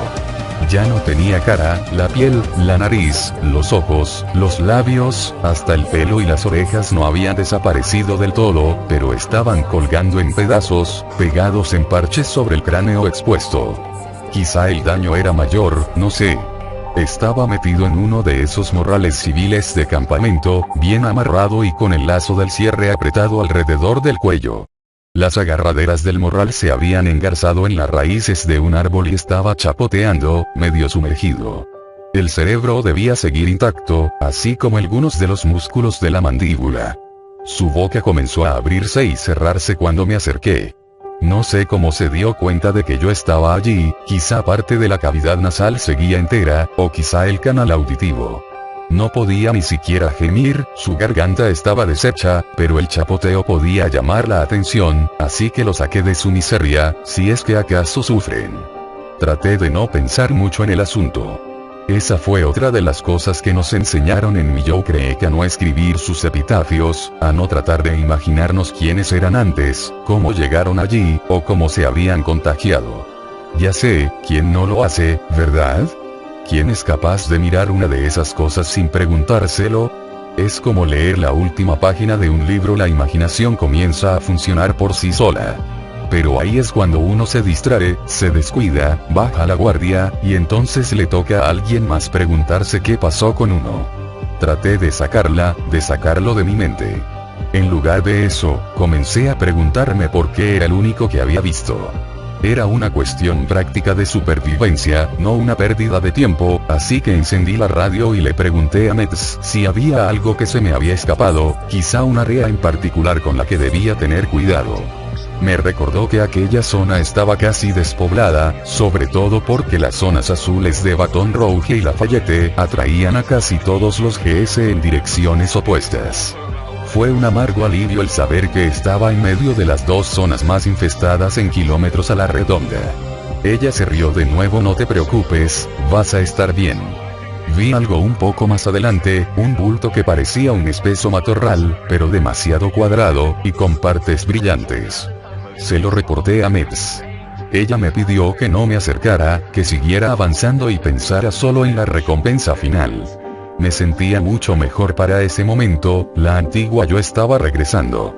Al acercarme, pude ver que era un vehículo, una camioneta Lexus Hybrid. Estaba cubierta de barro y musgo, y metida en el agua hasta las puertas. A través de las ventanas vi que la parte trasera estaba abarrotada de equipo de supervivencia, una tienda, bolsas de dormir, utensilios de cocina, un rifle de caza con cajas y cajas de municiones, todo nuevo. Algunas de esas cosas seguían metidas en su bolsa de plástico. Me acerqué a la ventana de conductor, y lo primero que vi fue una Magnum 357. Descansaba todavía en la mano hinchada y marrón del conductor. Él seguía sentado, como mirando hacia el frente. Había un círculo de luz en un lado de su cráneo. Estaba muy descompuesto, llevaba por lo menos un año, quizá más. Tenía un pantalón caqui de expedicionario, de los que salen en esos catálogos de lujo para safaris y campamento. Estaban limpios y enteros, y las únicas manchas que tenían eran de la herida en su cabeza. No pude ver ninguna otra herida, ni mordiscos, nada. Ese me hizo sentir mal, mucho más que el pequeño niño sin rostro. Ese tipo había tenido todo lo necesario para sobrevivir, todo menos la voluntad de hacerlo. Ya sé que todo eso es suposición mía. Quizá tenía alguna herida que no vi, oculta entre las ropas o por la avanzada descomposición. Pero lo sabía, en aquel momento, apoyada con mi cara contra el cristal, supe lo fácil que era darse por vencido. Me quedé allí un momento, suficiente para que Metz se preocupara y me preguntara qué había pasado. Le conté lo que había visto, y sin hacer pausas, ella me gritó que siguiera caminando. Comencé a discutir con ella. Pensé que al menos debería registrar el vehículo, ver si había algo que pudiese necesitar. Ella me preguntó, muy seria, si en aquel momento había algo que necesitara de verdad, no que deseara. Lo pensé un momento, y tuve que admitir que no. Allí había mucho equipo, pero era de diseño civil, todo grande y estorboso. La comida tenía que ser cocinada, las armas no tenían silenciador. Mi equipo de supervivencia estaba completo, y, si por alguna razón no encontraba un helicóptero esperándome en la I-10, tendría aquel vehículo como reserva de emergencia. Por un momento consideré la idea de usar la camioneta. Metz me preguntó si acaso tenía una grúa y cables para pasar energía. Casi como una niña, le respondí que no. Ella me preguntó, ¿entonces qué estás haciendo ahí? O algo por el estilo, intentando que me pusiera en marcha. Le dije que me diera un minuto. Apoyé mi cabeza contra la ventana del auto, suspiré, y me sentí agotada. Metz volvió a llamar mi atención, gritándome. Le respondí que se quedara callada, que solo necesitaba un minuto, unos segundos para no sabía para qué. Seguramente dejé el botón de transmisión presionado por algunos segundos de más, porque Metz me preguntó de pronto, ¿qué fue eso? ¿Qué? Le pregunté. Había escuchado algo en mi lado de la línea. Ella lo escuchó primero que usted. Supongo, porque un segundo después, cuando mi cabeza se aclaró y volví a prestar atención, yo también pude escucharlo. El gemido fuerte y muy cerca, seguido por un sonido de chapoteo. Observé a mi alrededor, a través de la ventana del auto, del agujero en la cabeza del tipo, y de la ventana al otro lado. Entonces vi al primero. Me di la vuelta y vi a 5 más, acercándose desde todas las direcciones. Y detrás de ellos venían otros 10, 15. Traté de dispararle al primero, pero la bala salió hacia otro lado. Metz comenzó a gritar, ordenándome que reportara mi situación. Le dije cuántos eran y ella me dijo que mantuviera la calma, que no tratara de correr, que debía tranquilizarme y recordar lo que había aprendido en Willow Creek. Le pregunté cómo sabía eso, pero ella me gritó que debía callarme y empezar a pelear. Me subí sobre la camioneta. Se supone que uno debe buscar el obstáculo más cercano que sirva como defensa, y comencé a calcular las distancias. Apunté a mi primer objetivo, respiré profundo, y lo derribé. Para ser un buen luchador, hay que tomar decisiones tan rápidas como te lo permitan los impulsos electroquímicos de tu cerebro. Había perdido parte de esos reflejos instantáneos cuando caí en el pantano, pero pronto los recuperé. Estaba tranquila, concentrada, y ya no sentía ni debilidad ni dudas. Sentí como si hubiera pasado 10 horas allí arriba, pero creo que todo el asunto no duró más de 10 minutos. 61 en total, un grueso anillo de cadáveres flotando a mi alrededor. Hice una pausa, revisé cuántas balas me quedaban y esperé a que llegaran más. No apareció ninguno. Pasaron otros 20 minutos antes de que Mets me pidiera otro reporte. Le dije cuántos había matado, y ella bromeó diciéndome que era mejor no hacerme enojar. Me reí, por primera vez desde que aterricé en aquel pantano. Me sentí mejor, más fuerte y más confiada. Mets me advirtió que aquella demora había eliminado cualquier posibilidad de llegar hasta la I-10 antes del anochecer, y que lo mejor era empezar a pensar en dónde iba a pasar la noche. Me alejé lo más que pude de la camioneta, y cuando comenzaba a oscurecer, encontré un asidero bastante bueno, entre las ramas de un enorme árbol. Entre mi equipo de supervivencia, llevaba una hamaca de microfibras. Un gran invento, liviana y fuerte, y con correas para evitar que uno cayera de ella. Se suponía que eso también debía servir para tranquilizarte, ayudándote a dormir mejor. Sí, claro. No importó el hecho de que llevaba 48 horas sin dormir, ni que practiqué todos los ejercicios de respiración que nos enseñaron en el CREEC, ni que me tomé 2 de mis Baby LS38, se supone que solo hay que tomar una, pero pensé que esa dosis era solo para debiluchos sin resistencia. Yo era muy fuerte, recuerde, podía soportarlo, y en ese momento necesitaba dormir. Llamé a Mets, y ya que no tenía nada más que hacer, o en qué pensar, le pregunté si podíamos hablar sobre ella. ¿Quién era en realidad? ¿Cómo había terminado viviendo en una cabaña aislada, en medio del territorio cajún? Ella no tenía acento criollo, ni siquiera sonaba como alguien del sur. ¿Y cómo era que sabía tanto sobre el entrenamiento de los pilotos, si ella no lo había vivido?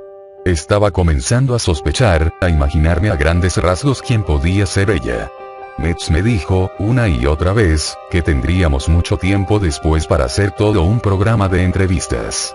En ese momento era mejor que me durmiera, y que volveríamos a hablar al amanecer. Sentí que las LS comenzaban a hacer efecto entre volveríamos a hablar. Estaba noqueada para cuando dijo amanecer. Dormí mucho. El cielo estaba ya muy iluminado cuando por fin abrí los ojos. Había estado soñando con qué más iba a hacer. Con Zack. Seguía escuchando sus gemidos cuando despertí. Pero entonces miré hacia abajo, y me di cuenta de que no era un sueño. Debía haber por lo menos 100 de ellos rodeando el árbol. Estaban todos aglomerados, muy ansiosos, tratando de pasar unos sobre otros para acercarse a mí. Fue una suerte que no pudieran amontonarse, el suelo no era lo suficientemente sólido. No tenía suficientes balas para acabarlos a todos, y como un tiroteo me tomaría mucho tiempo y podrían aparecer más, decidí que lo mejor era empacar y pensar en un plan de escape. Tenía algo planeado. En realidad no, pero nos habían entrenado para posibles situaciones como esa. Era muy parecido a saltar de un avión en una emergencia. Uno escoge una zona para caer, se encogen las rodillas y se rueda, no se opone resistencia, y se levanta tan rápido como es posible. El objetivo es poner una buena distancia inicial entre uno y los atacantes. Luego se corre, trota, o incluso se camina rápido. Sí, en realidad nos dijeron que consideráramos eso como una alternativa de bajo impacto. La idea es alejarse lo suficiente como para planear tu siguiente movimiento. Según mi mapa, la I-10 estaba lo suficientemente cerca como para llegar en una sola carrera, ser vista por el helicóptero de rescate, y ser sacada de allí, incluso antes de que aquellas bolsas podridas tuvieran tiempo de alcanzarme. Encendí la radio, le reporté mi situación a Mets, y le dije que le avisara al equipo de rescate para que salieran inmediatamente. Me dijo que tuviera cuidado. Me agaché, salté, y me partí el tobillo al caer contra una roca sumergida. Caí en el agua, boca abajo. El frío fue lo único que impidió que me desmayara por el dolor. Salí boqueando, ahogándome, y lo primero que vi fue toda aquella horda dirigiéndose hacia mí. Mets debió suponer que algo había salido mal, porque no la llamé para reportarle mi aterrizaje. Creo que me preguntó cómo estaba, aunque no lo recuerdo bien. Solo recuerdo que me gritaba para que me levantara y corriera. Traté de apoyarme sobre el tobillo roto, y sentí como si un rayo recorriera mi pierna y mi columna. Podía soportar el peso, pero me hizo gritar tan fuerte, que estoy segura de que pudo escucharme por la ventana de su cabaña. «Sal de ahí», me gritaba ya. Comencé a caminar, chapoteando y cojeando con cientos de GS tras de mí. Debió verse muy cómico, esa frenética carrera de cojos. Metz me gritó, si puedes apoyarte en él, entonces puedes correr. Ese hueso no recibe mucho impacto. Puedes hacerlo. Pero me duele. De verdad, respondí así, con la cara llena de lágrimas, y saca mis espaldas aullando por comida. Llegué hasta la autopista, que se levantaba sobre el pantano como las ruinas de un acueducto romano. Metz había tenido razón acerca de que era un sitio relativamente seguro, pero ninguna de las dos había contado con mi lesión, ni con la cola de muertos que me seguían. No había ninguna vía de acceso rápido, así que tendría que cojear hasta una de las pequeñas calles adjuntas, las mismas que Metz me había dicho que evitara. Pude ver la razón cuando me acerqué. En cada una de ellas había cientos de autos destrozados y oxidados, y uno de cada 10 tenía a un G atrapado dentro. Me vieron y empezaron a gemir, un sonido que podía escucharse en kilómetros a la redonda. Metz gritó, no te preocupes por eso ahora. Solo súbete a una rampa y ten cuidado con los malditos agarradores. ¿Agarradores? Los que podían sacar las manos por una ventana rota. En medio de la carretera, al menos había una oportunidad de esquivarlos, pero en las rampas de acceso estaría bloqueada por todos lados. Esa fue la peor parte, esos minutos que pasé tratando de subir a la autopista. Tenía que pasar entre los autos. La lesión de mi tobillo no me permitía caminar sobre ellos. Esas manos podridas salían de las ventanas y me agarraban por el uniforme o por la muñeca. Cada disparo me costaba unos preciosos segundos que no tenía. La inclinación de la rampa me restaba velocidad. Sentía mi tobillo palpitando, me ardían los pulmones, y la horda se acercaba cada vez más. De no haber sido por Metz me estuvo gritando todo el tiempo. Mueve ese culo, maldita perra. Para ese entonces, ya había perdido todos sus modales. No te atrevas a rendirte, no te atrevas a renunciar ahora. Ella seguía creyendo en mí, y no me daba ni un segundo para respirar. ¿Qué eres? ¿Acaso vas a ser una pobre víctima indefensa? Por un momento, llegué a pensar que sí. Creí que no lo lograría. El cansancio, el dolor, y creo que más que cualquier otra cosa, la rabia de haber echado a perder todo. En realidad se me cruzó la idea de tragarme mi pistola, ya sabe, para castigarme por... Pero entonces Metz me pegó donde me dolía de verdad. Me gritó que, ¿acaso eres como la puta de tu madre? Eso fue suficiente. Salí corriendo y llegué hasta la interestatal. Llamé a Metz para decirle que lo había logrado, y le pregunté, ¿ahora qué diablos hago? Su voz se hizo muy suave de pronto. Me dijo que mirara hacia arriba. Un punto negro avanzaba hacia mí desde el oriente. Venía sobrevolando la autopista, y creció rápidamente hasta tomar la forma de un U-60. Pegué un grito y disparé mi pistola de bengalas. Lo primero que vi cuando me subieron a bordo, fue que era un helicóptero civil, no de las fuerzas de búsqueda y rescate del gobierno. El jefe de a bordo era un enorme cajún con una espesa barba de chivo y lentes para el sol. Me preguntó, ¿de dónde diablos saliste? Lo siento, no puedo imitar bien ese acento. Estaba a punto de llorar, y le di un golpe en su brazo, que era del tamaño de una de mis piernas. Me reí, y les dije que trabajaban muy rápido. Él me miró como si no supiera de qué le estaba hablando. Resultó que aquel no era un vuelo de rescate, sino un transporte de rutina entre Baton Rouge y Lafayette. No me di cuenta en ese momento, y no me importó. Le reporté a Metz que me habían recogido y que estaba a salvo. Le agradecí todo lo que había hecho por mí, y para no derrumbarme allí mismo, hice alguna broma acerca de que ahora sí podríamos hacer nuestro programa de entrevistas. No me respondió. Parece que era una muy buena vigilante. Era una excelente mujer. Usted me dijo que tenía algunas sospechas sobre ella. Ninguna civil, ni siquiera una vigilante bien experimentada, podría saber tanto sobre lo que implica llevar unas alas. Conocía demasiados detalles, estaba muy bien informada, el tipo de cosas que solo sabe alguien que lo ha experimentado en carne propia. Entonces ella también era piloto. Definitivamente. No de la Fuerza Aérea nos habríamos conocido antes, pero quizá de la Marina, o de la Aeronáutica Civil. Ellos perdieron tantos pilotos como la Fuerza Aérea en vuelos de abastecimiento como el mío, y 8 de cada 10 nunca fueron rescatados. Estoy segura de que le pasó algo parecido a lo que me pasó a mí, tuvo que saltar, perdió a su tripulación, quizás se culpó por ello igual que yo. Tuvo la suerte de encontrar esa cabaña abandonada, y pasó todo el resto de la guerra trabajando como vigilante. Eso tiene mucho sentido. ¿No lo cree? Hay un silencio incómodo. La miro directamente a los ojos, esperando a que continúe. ¿Qué? ¿Nunca la encontraron? No. Ni la cabaña. No. Y en Honolulu no hay registros de ninguna vigilante con el sobrenombre de Mets Fan. Veo que ha hecho bien su tarea. Yo seguramente también leyó mi informe del accidente, ¿verdad? Sí. Y la evaluación psicológica que me hicieron después de que leyeron mi reporte oficial. Bueno, es pura mierda, ¿me entiende?